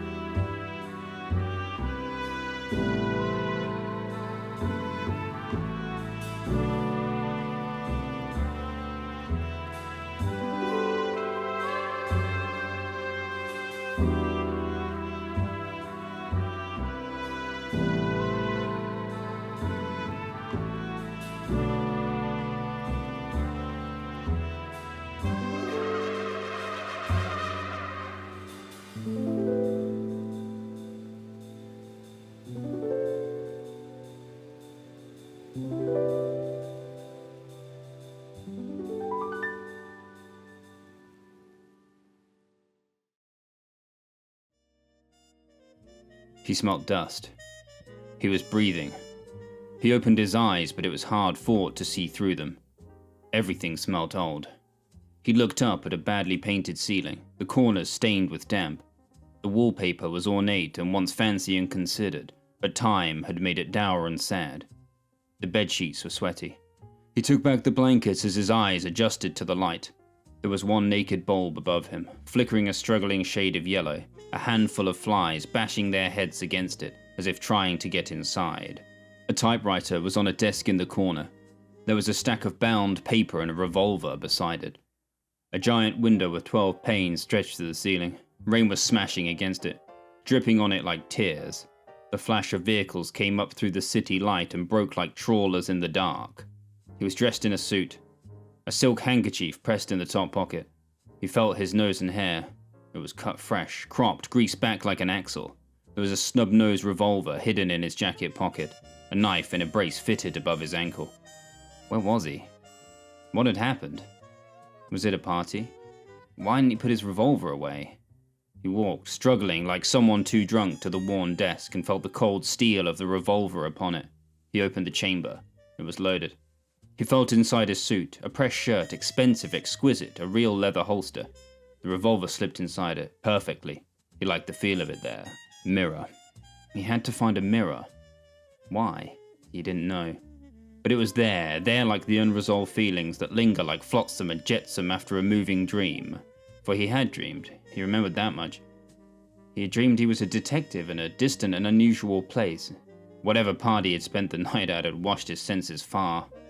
There was a bathroom. Good. He could freshen up. He stepped into the ill-lit fluorescence of a cracked sink, stained toilet, and clawed-footed bathtub. There was a mirror above the sink. It was rusted, the sheen was gone, but he saw himself. He turned the tap. The water glowed, strangely blue and green, and flowed slower than he thought water flowed. He rinsed his face and looked at himself. He looked about 40. Clean-shaven, a few greys, but thick hair. He was handsome, in a classic, masculine way, grizzled, a scar on his cheek. He looked like a man to be taken seriously, one who had known fistfights in his youth and shootouts in his prime. But he was calmer now. He could feel that. What had happened yesterday? What had happened for all the time before that? Who was he? He reached inside his jacket and found a pristine silver case of hand-rolled cigarettes and a business card. Valentino Lee, private investigator, 51 Sunset Avenue, dawn till dusk. Sunset Avenue? Was that where he was now? Did he have a client? Was he on a case? Got distracted at the party? What had he taken? How much had he drank? He went back to the desk. Nothing in the typewriter. He opened the drawer, found some matches, a half-drank bottle of whiskey, ammunition, a pocket watch, a handkerchief stained with lipstick. He opened the other drawer, and there was an invoice typed up. Case 1673. Client Harris Jeeves. A costly reminder from the other side, my friend. Find out who you are. Find out who Detective Gong is. And remember when you come back up. Find Gong? Who was that? Costly? Did he even have any money? Maybe he'd been robbed last night, and that was the cause for this amnesia. Lee checked the drawers, but found nothing else useful. He looked in the bedside table, and there was a billfold filled with paper dollars, about 500 or so. That was something. Well, he had work and money at least. If he could get a coffee and a smoke, maybe a shot of whiskey to clear his head, he could figure out how he'd ended up here, then find this Detective Gong. But why was the client invoice so obscure? Where was he meant to begin? He walked over the thin, ratty carpet, scarred with cigarette burns, grabbed the matches, took a shot of whiskey and lit a smoke. There was a suave, wide-rimmed white hat matching his suit on the hook by the door. He put it on and opened the door, expecting to step out into a corridor. But instead he was in a small office, with a green leather chair and a glistening dark wooden desk. An elegant woman with a dog on her lap was sat on the other side of the desk, waiting. It's about time, Valentino, baby. You've kept this doll waiting for nearly 10 minutes. Sorry, Lee said, and without thinking, sat down in what must have been his chair. It's all right, baby, the woman said. But I did tell you I'd be here when the clock struck 7. She looked at him with a pouting expression. She looked rich in an absurd way. Tutu will be getting very, very hungry if him and Mummy don't get back soon. And we came here to give you a little tip too. What's that? Lee asked. She put a cigarette to her mouth in a long golden holder. Lee lit it for her with a match. We just happen to know where Illinois Slim is gambling tonight. As she said it, she seemed to savor the words, watching Lee for a reaction. He didn't know who Illinois Slim was. How had he forgotten so much? He lit a cigarette for himself. That's so, Lee said. And where would that be? That oaf is down at the Blue Moon Brewery, and something tells me it's time for a little shakedown. I want my silver back, Mr. Lee. You took my money, and you promised it clean. You found it was Slim who conned me, and I thank you for that. But now I want the job finished. You have to press him. I want it back in full by tomorrow, or I'm going to escalate this. Escalate it? Lee said, let out a breath of smoke.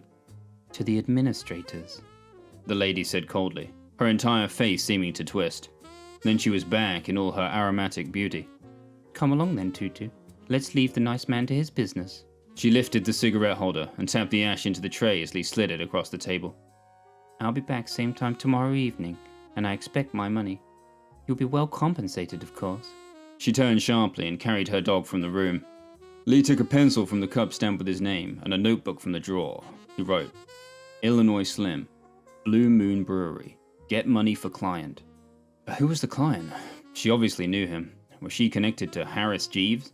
Maybe it didn't matter. It sounded serious, and he hadn't liked what had happened to her face when she'd mentioned the administrators, whoever they were. Cops? Big cops? He still knew a few in the department, he was sure of that. At least he could find this bar, check out this Slim character.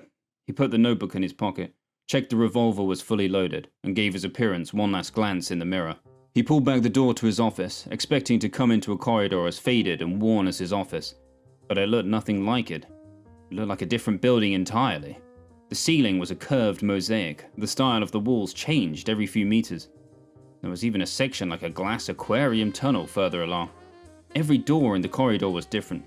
Some of them were of dark paneled wood. Others were more like steel vault doors. Others mirrored glass. One door slid upwards on a strange mechanism as he walked past. Inside, he saw golden light coming from the ceiling. In the center of the tiled room was a pool of water in an overflowing tank. A man crafted like a statue. Each muscle carved and shaped was holding an equally perfect young woman in his arms.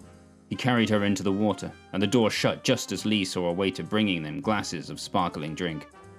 He followed the corridor, perplexed, realizing that some of the doors were tiny, only up to his waist. Others were as tall as the ceiling.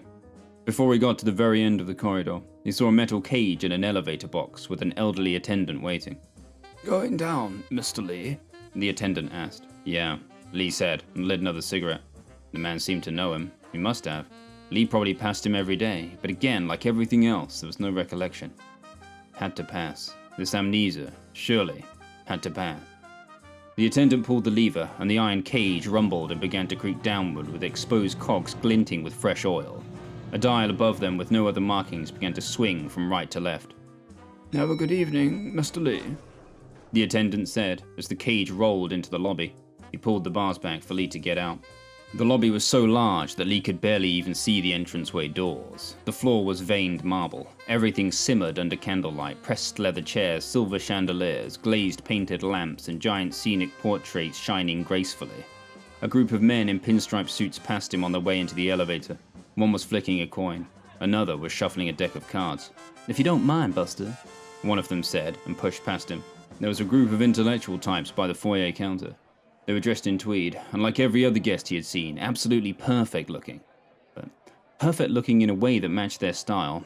The lady's blonde hair was tied in swirling curls or tucked up in buns, and the men had cropped hair, leather patches on their elbows. They spoke with a sophisticated air of the most important and intelligent people in the world. "Well, I do say that's a bit of a stretch for such a forceful adjective, wouldn't you say? Can you believe the way he just dandily slid into all that superficial exposition while completely ignoring the substance of my position? Yeah, I would hardly call that a starting point for a campaign in this season." "Good evening, Mr. Lee. What can I do for you?"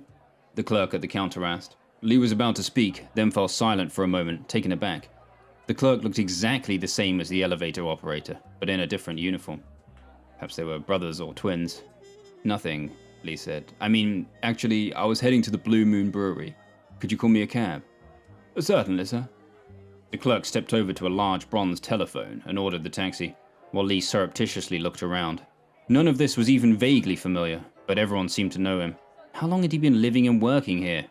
He had an hour, he suddenly thought. An hour. And he had to find Slim. And Gong.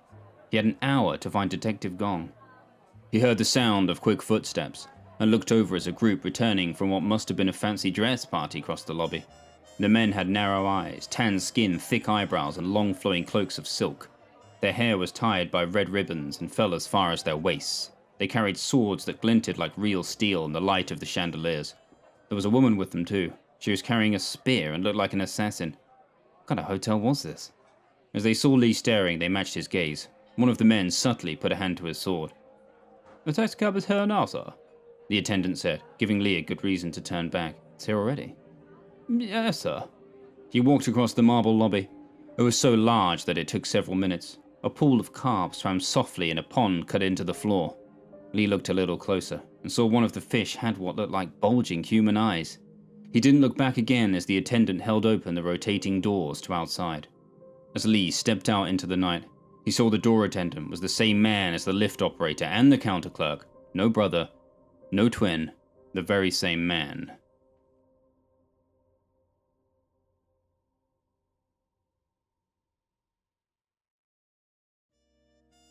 Lee stepped out from under the parasol walkway as the driver, the same man he'd seen everywhere, held the rear door of the taxi open.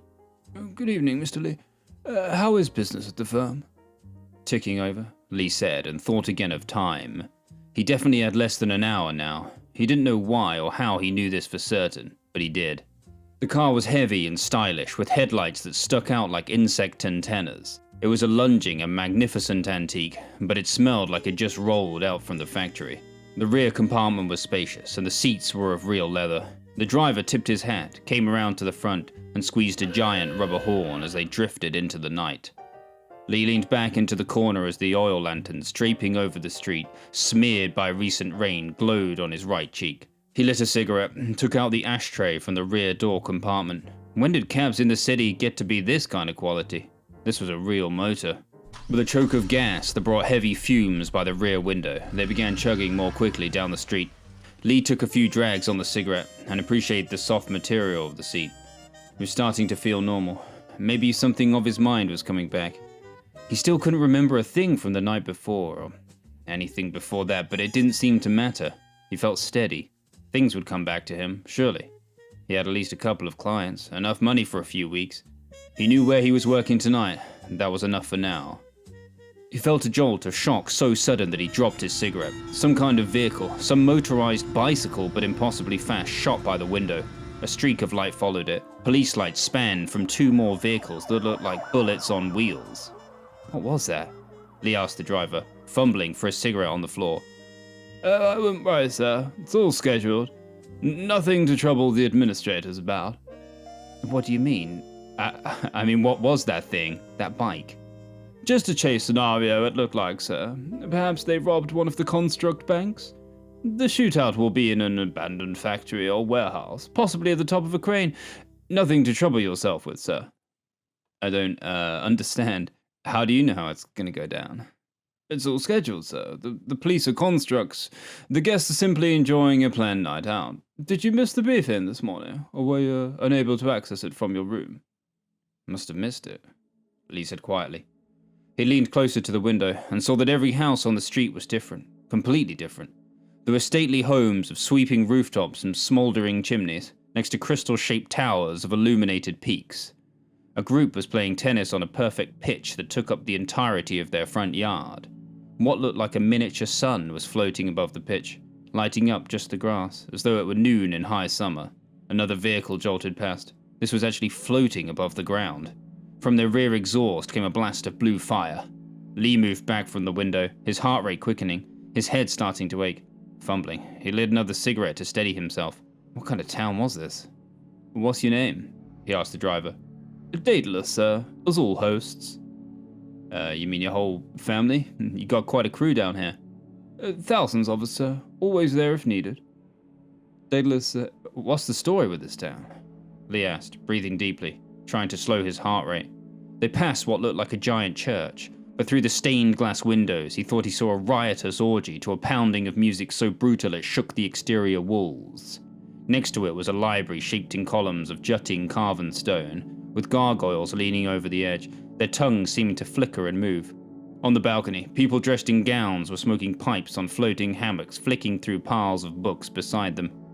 A glimmer of what looked like a falling star cut overhead, but it was coming down like an asteroid onto the road in front of them. Daedalus, you want to keep us away from that? Lee said. All on schedule, sir. They are returning from an interstellar expedition to landing pad is on Horizon Boulevard. The gleaming rocket came down and lit up 100 kinds of architecture, and as many groups of people dressed as if they'd just escaped a circus. Halloween tonight or something? Lee asked. Yes, as it is every night, sir. Halloween is being held at the Statesman Hotel tonight, though I should inform you attendance is already full. There was only space for 100 guests of various forms, and they already have another private detective. I've been told the zombies will be arriving at 11 p.m. sharp. Everyone in the hotel left alive by 12 will receive a place in the grand finale. Quite an evening by the sounds of things, sir. I should also inform you, as you are interested in special events, that the Spring Festival Dragon Watching and the Christmas Gala are full, but the Thanksgiving Hunt still has some places available.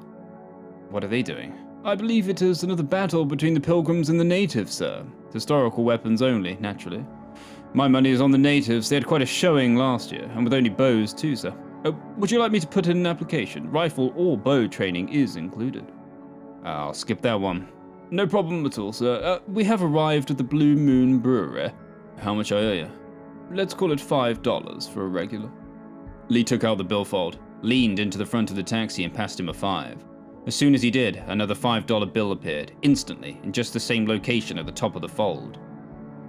Sorry, not sure what happened there, Lee said, and slid him another 5. Another bill replaced it.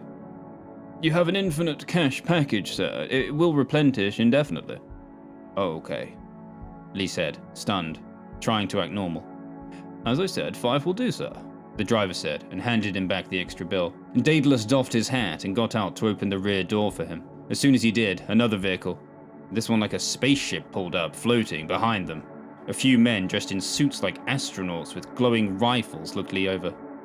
They rocketed up into the sky on jetpacks. Lee watched them land on the entranceway of a hotel in the sky, rotating like a planet, a vibrant display glittering from it like a disco ball. In front of him, at street level, lanterns dangled from the Blue Moon Brewery. A narrow, dingy entrance led down a flight of stairs stained by trash and vomit. A single host with the same face, the same Daedalus, watched him through half-closed eyes. The glowing sign above the door buzzed and flickered, oozing fractured neon into the dark. Good evening, Mr. Lee, the host said. Your table is ready. Number 33, your favorite. Minnie is on tonight. Thanks, Lee said, finally feeling some sense of familiarity. This bar didn't strike him as strange. The name, the table number, even the feel of the clotted evening in this corrupt, dingy part of town felt right. He pushed back the door to the bar under the gaze of 2 heavies dressed in black suits and purple ties. There were 20 or so tables in the dark, the carpet stained, thick and soft. A band was warming up on the stage. The lighting was austere, deep purple, smoke-clotted everything. There was a game of cards being carried on by men in zoot suits in the corner, a roulette wheel by the stage. He felt the rumble of an L train pass overhead. He saw his table card glinting in silver, number 33. He lit a smoke, and just as Minnie came onto the stage, he must have seen her before. He must have, from everything that had happened. But as he saw her walk out, he felt that initial, striking pang of attraction that can only be played out once. She looked about 25, pale, large sad eyes and hair that glowed with silver light. It actually glowed, he realized. It was not a trick of the light. Her hair was lumescent. She was dressed all in black, with an air of class and consideration. She smoked quickly, almost as if she felt guilty about it. The band started gently without the drums. Minnie sang in a husky, sultry way that had him enraptured from the start. She had a distant look as she gazed through the creeping smog of cigarette smoke and rising sound of banter, secret deals, illicit gatherings, and the half-hidden creatures of the night. She caught Lee's eyes, and he knew they had slept together. But where was the clear memory of it? Why did he have so many instincts, but no memories? And even more strangely, why did this not trouble him more? He realized then that he didn't even know when and where he was born. Just as the feeling of uncertainty was returning, he noticed Minnie look to the door with trepidation. The sound of gambling, the chits and the dice softened. The bartender froze with a towel still half pressed into a glass. Slim's here, Lee heard one of the revelers at the bar say, and stepped down from the stool and make his way out the bar without looking up. The man who had entered was huge. He had gold teeth and a scar across his neck where it had been slit. He had a cigar the size of a flashlight in his mouth and a beautiful girl dangling from his arm.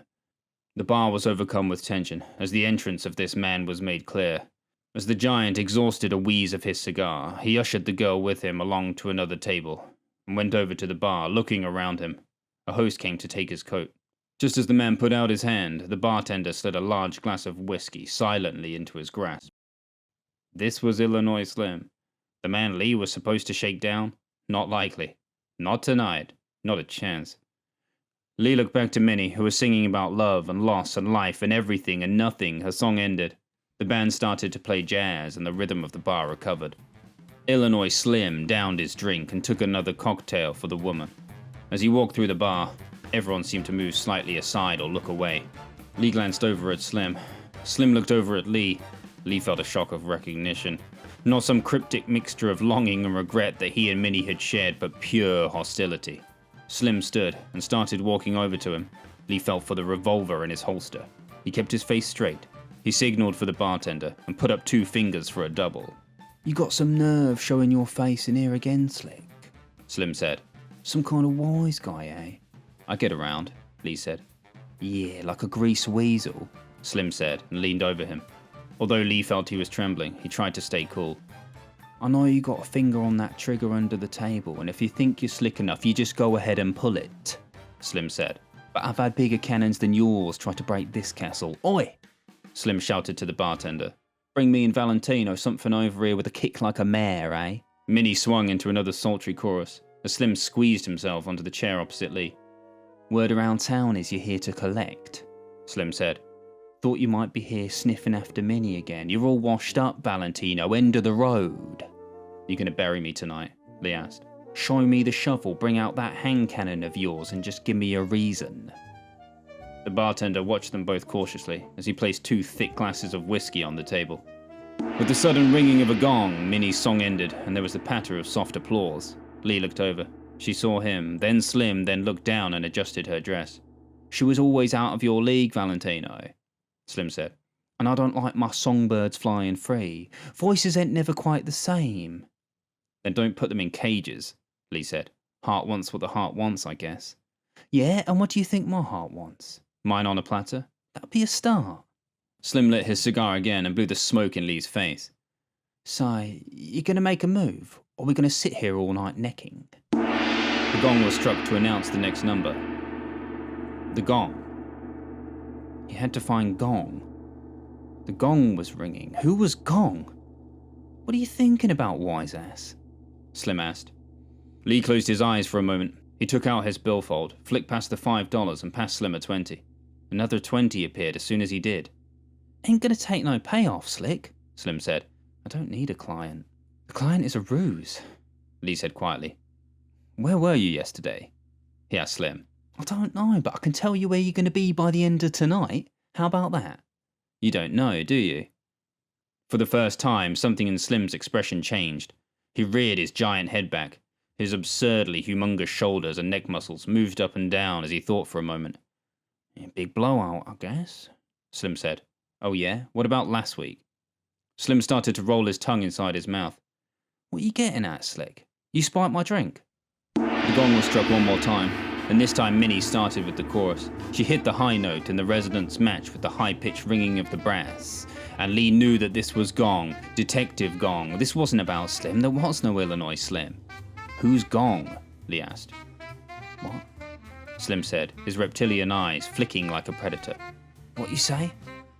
Who's Gong? Detective Gong? Slim leaned back in his chair, his face awash with doubt. I'm... he whispered, and looked as if he was about to be sick. I'm Gong. Who am I? Lee asked, aren't we? Aren't I? We're in some dream, vision, some trip or something. I'm Gong, Gong whispered. He stood up, wide-eyed, and looked as if he was about to pass out. Get that drink down you, Lee said. We're working here, that's it. We're here for some reason together. We were meant to find each other. You got some message or something, telling you to look for me, didn't you? Someone named Harris Jeeves told you or something. Gong sat back down and took a deep slug of his drink. Yeah, sure. One of my heavies gave me the word. Warned me you'd be here looking for me. We're in something together here. We're working. Meant to be finding someone or something, but they wiped our minds. We only have an hour. Got to remember who I am. Gong said. We got to find a big man, a big fish, a man on the hill or something, a politician or a king. We've got to get out of here, Lee said. Somewhere private, somewhere we can talk and figure out what's going on. This place is watching us. I can feel it. He leaned closer to Gong, so close he could smell his breath, the whiskey and the smoke. The hosts aren't on our side, Lee said, but they do talk if you ask them. We've got to be careful. We've got to get information without them knowing we're getting information, if you know what I mean. We can't just clear out of here like old pals, Gong said. Wouldn't look right. We've got to have a scuffle. Call it like men. Slap me. Slap you? Alright, come on. A backhand, not like a full punch or anything, just like it's a I'm the boss slap. Then call your girlfriend over and yank me out so we can leave together. That's fitting, isn't it? That's how this place works. Gong struck Lee hard with the back of his hand. The world flashed in bright light and stinging pain. The bar paused. Lee fell out of his chair from the impact. He didn't even have to ham it up. You get the message now, Valentino? Gong shouted. Lee held his cheek and tried to lift himself up from the ground, still reeling from the impact. Gong flicked his fingers and signaled for his girlfriend to come over. She sipped at her cocktail and waited diligently in Gong's shadow. Lee noticed her eyes were purple. They weren't human. They were constructs or hosts or some other creation of this place. They weren't real. How much of this was real? What did that even mean?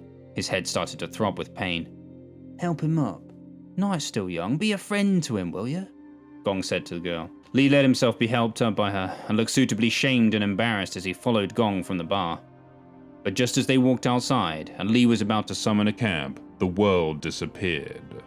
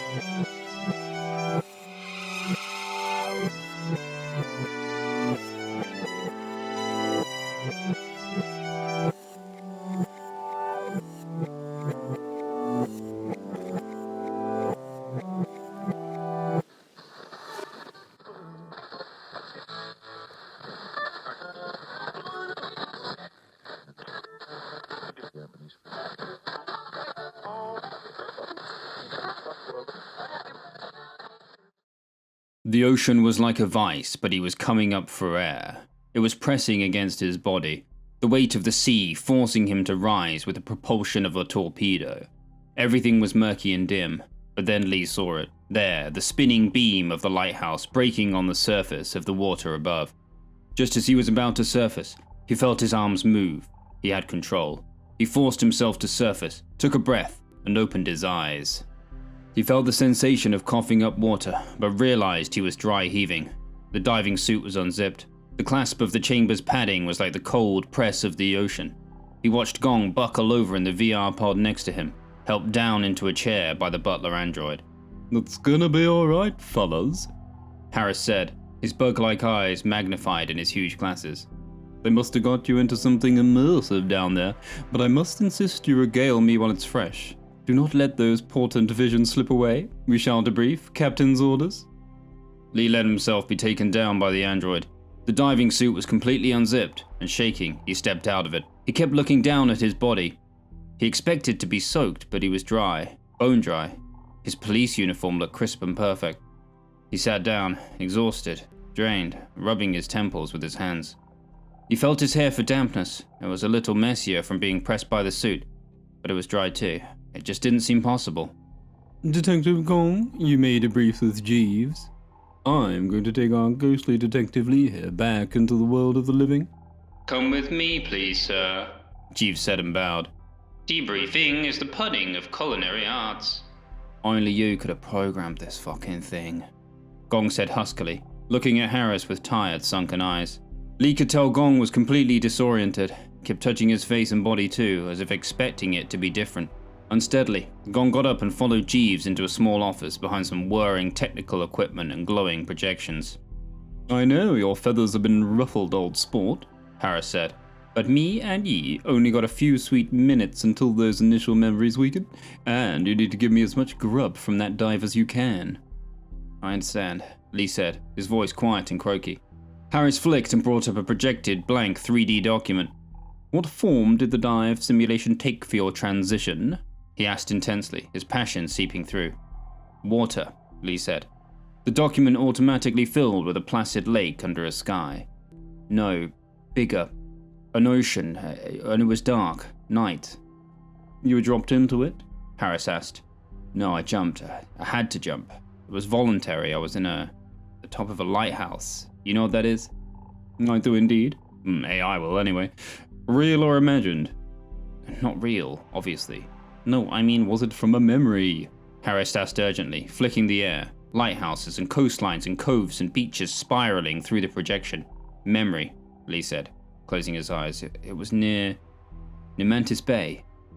The exact lighthouse and coastline filled the document. And you jumped out of it into the ocean? Yeah, over the railings, Lee said. I had to get down. A shadow man of tiny proportions leapt from the lighthouse and fell down into the ocean. The sea was rougher, Lee said, and I got into the glade as soon as I touched the water. Perfecto, maestro, Harris said, flicking the air, and changed the projection into a moving recreation of what Lee had been immersed in just an hour or so ago, in which the tiny shadow figure of himself repeatedly dive into the water. This about right? Harris asked. That's it, Lee said. Harris saved it and moved the document aside, adding it to the case file. Did you get my message down there? Harris asked. That cost quite a pretty penny. Captain wasn't too enthusiastic, but when I got a taste of the code they were spinning, I knew you might need a friendly voice. I got it, Lee said, prying back into his memories, trying to make them vivid, clear, and in the right order. I was a private detective, Lee said. All of it was constructed. They had some way of wiping my memory, but it didn't trouble me too much. I had this sensation that I should remember more, but I knew I couldn't remember how I'd got there, but it didn't seem to matter, really. I didn't question it too much. It was incredible work. I could have just ignored it and got on with things, I think. And how about gravity and light? Perfect, Lee said. Perfect? Harris repeated, licking his lips and pushing back some of his greasy, tumbling hair. Perfecto, eh? Pray tell about motion, ergonomics, scale, voice patterns, time, or weather. Were there any glitches giving the game away? Any tells that revealed the nature of this VR facade? No, nothing that seemed that wrong, or if it did, I didn't notice it. Maybe the water ran a bit slower? No, there was one big tell that I noticed. What? Harris asked enthusiastically. Several different documents and streams of code swirling around him, moving past his glasses like a storm. They had clones, like androids, but they weren't androids, or I didn't know what androids were because that struck me as strange. It shouldn't have bothered me because we see cloned androids all the time, but when I was down there it didn't seem right. I thought they were all twins or something to rationalize it, but it was a tell. That's good. That makes sense. The VR must have been so finely tuned to a previous time or a hyper-real reality before Android, so the more recent technology was unfamiliar. Yeah, this is incredible. Genius.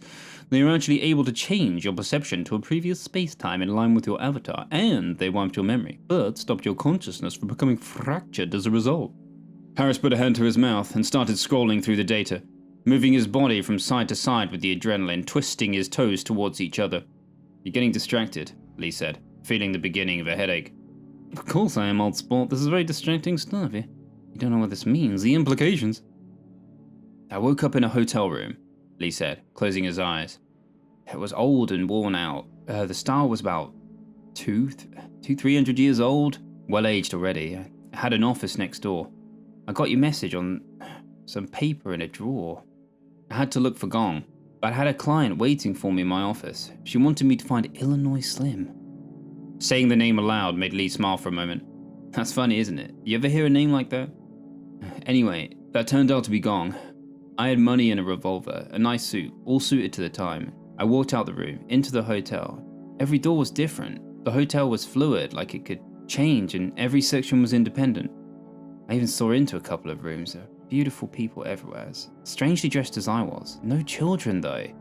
Maybe that should have been strange, but it was a rough town on nighttime, so I didn't really notice it. Some of the rooms in the hotels had futuristic styles, others seemed ancient. The elevator was a really old machine, but the lobby was new. Wait, something important. Two things important. The lady who brought me the job, looking for Slim, said that she'd called the administrators when it seemed I wasn't going to play along and get the money for her. I say play along because there was something so performative about the whole thing, and all of these hosts, that's what they called them, the staff, they were identical, but the guests weren't, and some of them were constructs, AIs. A little bit jumbled, but I'm getting it, Harris said. Administrators and hosts, eh? That shall be crucial, me feels. What happened when you left the hotel? What was the world building like? The skybox, the clipping, the draw distance? I don't know what that means, but technically, like I said, it was basically perfect. Nothing glitched, nothing was off. Everything was filled in with flawless detail. It wasn't like any other VR I've seen. It felt like it could go on forever. Every atom was accounted for. Nothing repeated, nothing was copy and pasted. Like, the textures were identical to waking life.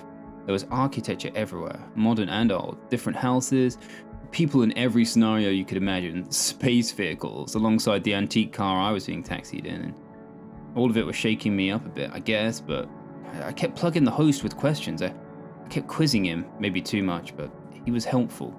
I think the host can give us key information. It didn't seem that surprised I was asking him stuff all the time. They wanted to help. We can use them to find Han's shoe, I think, but they must be programmed to serve the Glade, so we can't make it too obvious what we're doing. Yes, and so you're driven through this fair and varied cacophony of culture and found Gong? He was at a bar. The same bar the client had told me to look for Slim. Like I said, Gong was Illinois Slim. Something gave it away. It was a gong. An actual gong. There was this dreary bar. It's getting vague. It was all like noir and seemed black and white. I mean, actually, maybe it was black and white, I think. The color was drained out of everything. A woman was singing, a woman with hair that really glowed. Wish my hair glowed, Harris said. Keep going, I'll get the AI to fill in more later, but you need to remember who Gong is down there. You need to have it firmly implanted for the next dive. I know, it was huge. Even bigger than real life. He was wearing this pinstripe suit, he had gold teeth, a scar. He had a woman with him, but she struck me as strange. Her eyes weren't right.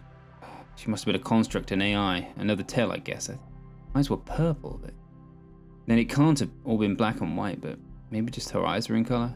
We had some kind of disagreement, but me and Gong, and it ended up being a ruse so our paths would cross, and Gong had been tipped off about me too. We ended up at the same bar, so... Name of the bar? Harris said, leaning closer. The Last Moon? No, the Blue Lagoon? The Blue Moon Brewery, Lee said, the headache building, the effort of the recall draining him. All right, I got this. Take this, Harris said and fumbled through his pockets, passing him some large pills. Jeeves brought him a glass of water and a napkin. A chaser for the gentleman, it said. Lee took the pills and closed his eyes. Methinks me senses progress me does, Harris said. The Electric Glade compiles from your avatar memories and desires into projected ideals of the self. He began flicking quickly in the air, and a projection of a private investigator from a historical film flickered in thin light. He closed his eyes and rubbed his temples. The grim feeling shall pass, Harris said. You'll be fine and dandy soon, begging me to send you back under. This is genius stuff, really. Now I'm just going to compile what we've got from Gong and get something together and get it over the captain's way. She'll want to debrief, and this is going to take some heavyweight defragmentation. Harris walked over to another console, jumping from one foot to the other. Lee watched his huge glasses spin like pinwheels in the projected beams of scenarios, data, and imagery. Lee put a hand to his neck, feeling his pulse. Whatever Harris had given him was kicking in fast. It felt like a cool wet towel was being placed on the back of his neck. I wish he could just download all this straight from my mind or something, he said. Just take it out of my head like a film. Yes, but memories are not composed of objective matter, old sport, Harris muttered. If memories had mass, people with more thoughts would have heavier heads. If I'd solved that problem, you think I'd be down in this police dungeon? Been down here so long sunlight burns me, he added, in a gremlin-like voice. We cannot convert the simulated imagery inside one's own brain into external matter that can be represented in light and sound. Think about it, man. But you can share an experience in VR, Lee said. Yes, but you never leave your brain, do you? Harris said. Whatever happens down there stays down there. It's a simulation. You can share it like watching a movie. It's a collective illusion in waking life, but it's just an illusion of the senses all the same. Unless you fracture. Then it all merges, in a way, doesn't it? Lee said. Harris looked over at him. Yes, well, there is that, but it's not shared, thus the madness. He watched Lee for a few moments. Then a twirling projection of a smoke-filled bar full of waitresses and gamblers got his attention. He started augmenting the scene. Look, this is going to take me a few hours to compile and get ready for the captain. I don't think there's much more we can get right now. I think you two are gentlemen that need to get down to a cop bar, or even better your abodes, and get yourselves ready for round 2. We're gonna be having quite an adventure tomorrow, methinks, and believe me, you're gonna need to be ready for it. Gong walked back over to them, looking rough and tired. Shit, that was some trip. Haven't gone that deep since I was in narcotics. This is something far deeper than a simple chemical confabulation, Harris said. Whatever it was, started with a threesome and ended with me slapping Lee in the face, Gong said. Let's get the fuck out of here, yeah? You good to clear that with the captain?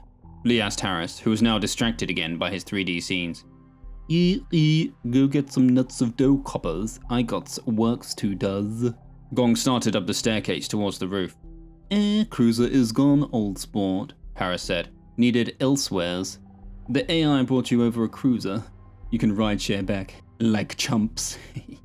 Bottom feeders again, Gong said, heading for the rear double doors. They passed some technicians in lab coats down a sterile white corridor, into the basement parking lot. Just as the doors swung open, the car rolled silently before them. Lee stepped inside and got behind the wheel. He noticed that his head wasn't hurting anymore. Gong lit a cigarette and pulled down the window as they left the facility. They came out into a forest path surrounded by dense trees.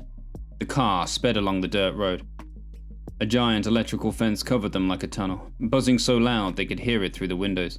The clawing towers of the city, wreathed in chemical light, reared up beyond the trees. You had your head on right, Gong said. I was in too deep. Illinois Slim, Lee said and chuckled. He laughed a little, then let it out fully. Gong looked annoyed, then smirked, then started laughing too. Illinois Slim, eh? Shit, that was meant to be some projection of my ideal self, yeah? Mob boss or something. Pinstripe suit. Fuck, you like that? Yeah, that's good. You like some of those lines I pulled out too, eh? Slipped them out like a far between oiled butt cheeks. Lee laughed again and felt some warmth and normality returning. He felt like he'd just recovered from a heavy hangover, been medicated and left alone in a hospital bed to recover. Starting to forget half that shit already, Gong said. Not the dive though. Hadn't been expecting that. The lighthouse? What do you mean? Dive from the lighthouse, Lee said. It wasn't no lighthouse. It was that bust, the big one. Out there past the forest. Countryside recluse like that couple with their carbon and their paper books. The children of you. You were back there for the dive? Yeah, for the transition I was there. All the way back there.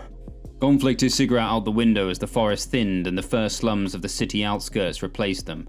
Up over twirling sky bridges, gleaming cars started to slip like schools of fish between them. Greasy windows and the flickering signs for eateries and vendors slipped by stained underpasses, countercultural youth in multicolored outfits passing on the road. First part of that dive was real, Gong said. Felt real. Just how I remember it. Dream about it, like, sometimes still, yeah. Wake up, you know. Early, bad hour, not quite dawn. I've seen some shit, but that bust. Those children of you, that was the kind of thing our man Han Shu's probably got going down there in the Glade. I was in a cruiser, not this one, model before, all black Moss style. Didn't have any tobacco from the captain then, but I was chewing on uppers, mild shit, but gave me a kick, eh? 2 large coffees and an upper, that was my breakfast, my pre-dawn fix. I came down at sunrise, 2 units, surrounded them. We had enough evidence to shoot anyone who tried to flee, it had gone that far. I mean, some of these movements, some of these new age fads, these fucking cults. I mean, they grow and the more fuckers they draw into it. It's like gravity or something, right? And then they get hold of one wealthy family and it changes everything. Then they got the resources and the connections, and yeah, we know a lot of it's illegal, but no one presses charges and the leaders keep it all glued together without drawing too much heat, but not this time. This time, these bastards were ransacking the schools, soliciting universities, picking up loners, scooping up addicts, grabbing the lost children of the rich and famous, promising whatever they needed to make them whole. Well, the children of you picked up the wrong kid. A bit like Han Shu did, maybe. Maybe that's why I was thinking about it, why the dive carried on like this, yeah? This missing kid was the son of some big-time architect. Probably dreamed up a few of these monsters, and he called in a favour from the commissioner. Last building this architect made, his wife jumped from the roof of it, and after that he hit the bottle, hit it fucking hard. He was 18, about to go into the family firm, but after his mother went, he broke. He went looking for the underground, oh yeah, he went looking for it, and they were looking for him too. He had the money and the name, and he drew the underground to him like a fucking magnet.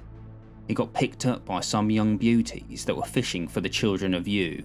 They gave him a good time, Recruited him, filled his head with their mantras, and by the end of it they got enough credits out of him to start building a fucking compound.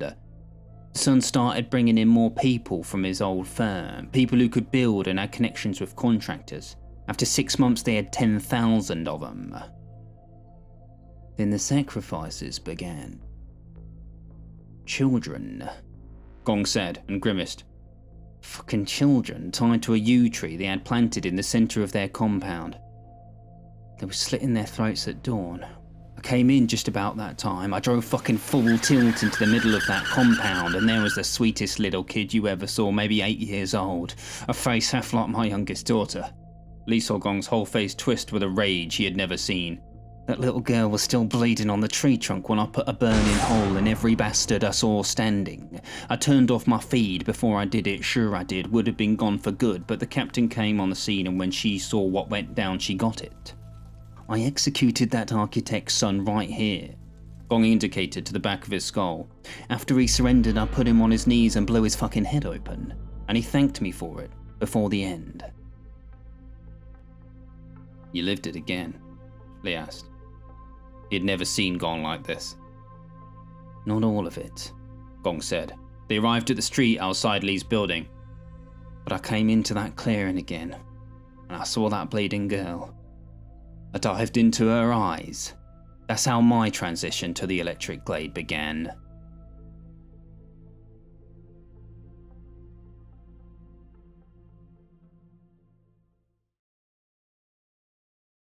Before the elevator doors were even open, Lee knew something was wrong.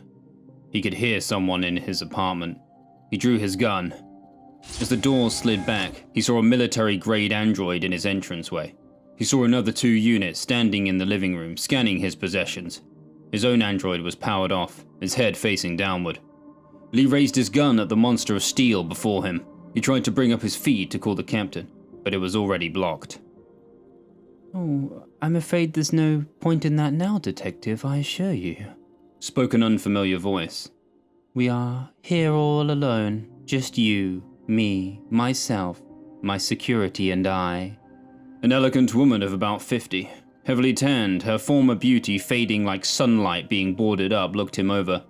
Lee recognized her from the brief. Ruby Sue. Put that gun down, please, Detective. You don't have the caliber, even if you might have the guts. Are you insane? Lee asked, still holding the glowing tip of his handgun in line with the nearest android's head. This is breaking and entering a cop's residence. Interfering with a case, perverting the course of justice. I'm investigating your son. This is serious jail time. Oh, I'm not going anywhere, and we both know it. Prison wouldn't become a lady of my station. Neither, by the way, will it mar my son. She stared at him deeply. She had a way of taking everything in, as if she was both looking at him, but addressing the entire room. One of her androids walked over into Lee's bedroom with clunking footsteps. Those things armed? Lee asked. The android in front of him raised a rifle and pointed it at him. Lee put his handgun down. Even if he got a killing shot into one of the androids, the others would vaporize him. How did you get a permit for machinery like this? Lee asked, still standing in the doorway. Oh, come on in, please, Detective, and let us talk like calm and reasonable people, Ruby said, her fake bubbly attitude so forced it made him cringe. He put the gun back in the holster and stepped into the apartment as one of the dead-eyed androids followed him with its gaze. The others continued inspecting his possessions. He saw their eyes flicker as they scanned his console and equipment. You got the whole case downloaded by now, I bet, Lee said. You're gonna wipe this incident too. I'll report it, but there'll be no proof. By the time I take it downtown, you'll have the best lawyers in the city taking me apart, won't you?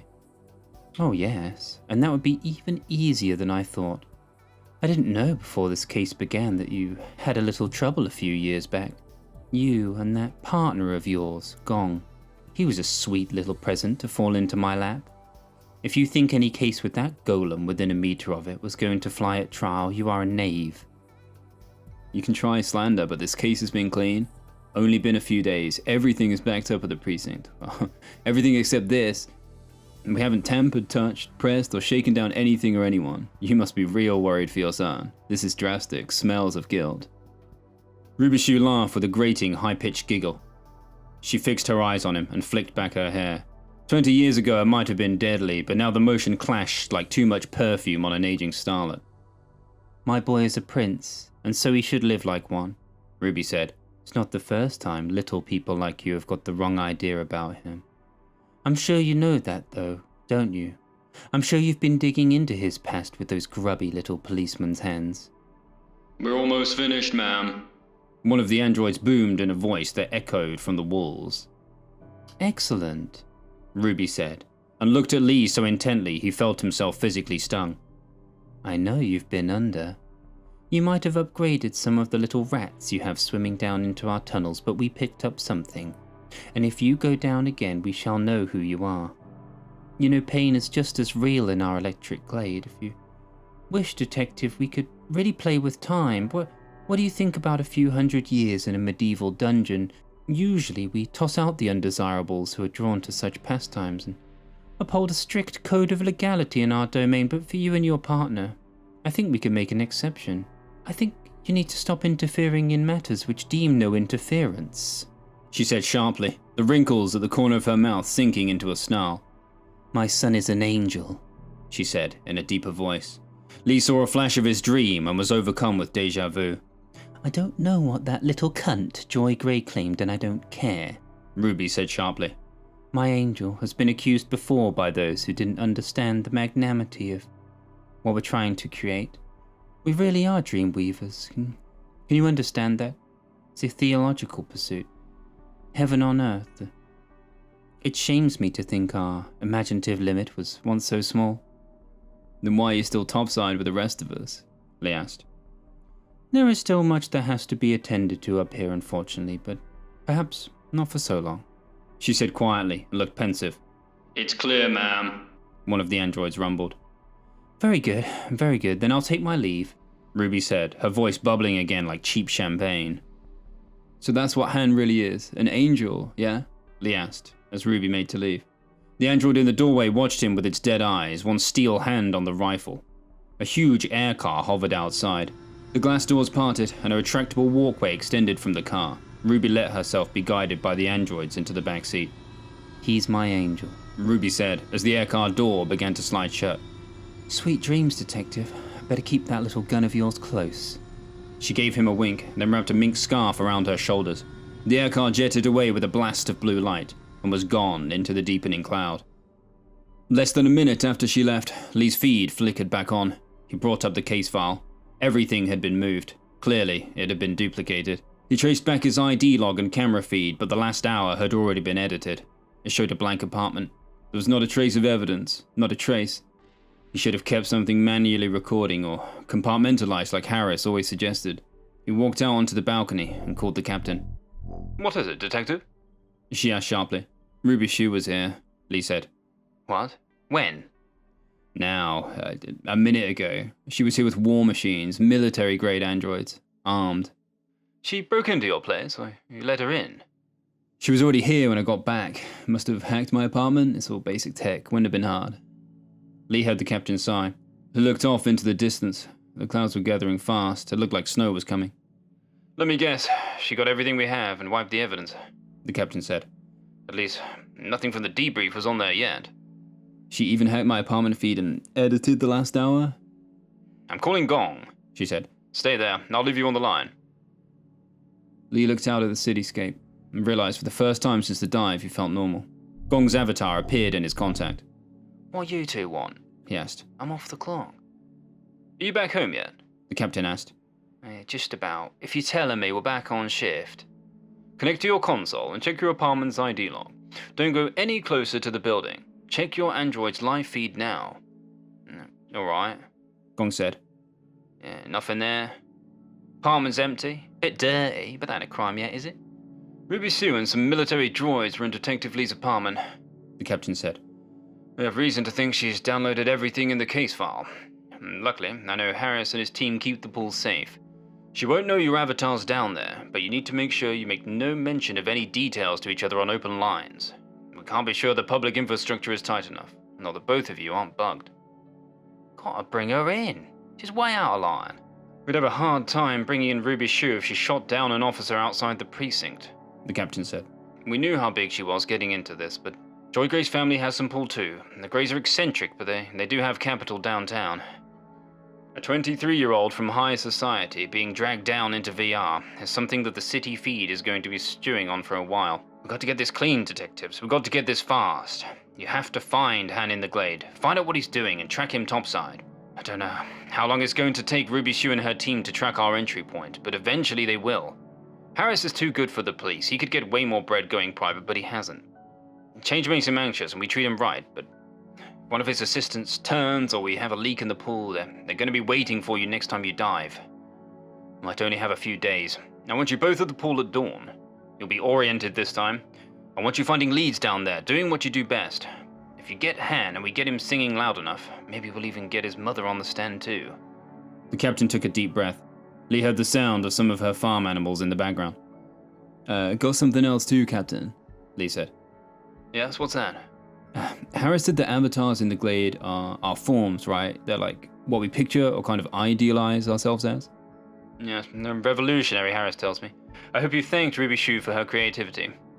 I didn't, but it did give me an idea. I asked her what her son was, what he really was, and do you know what she said? What? She said he was an angel. The captain was silent for a moment. Lee didn't tell her about his dream. He wouldn't tell anyone about that. Already a creeping sense of unease had been stalking him since the dive. The word fracturing occasionally echoing in his mind. That's good, Detective, the captain said. There might be something. You see any angels down there last time? No. And what about you, Gong? Only the two I woke up with. I'm serious. Nah, no men with white wings, eh? That's a start, detectives. Harris will brief you in the morning. He's had some more thoughts about how it runs down there. Seems you're searching for fallen angels.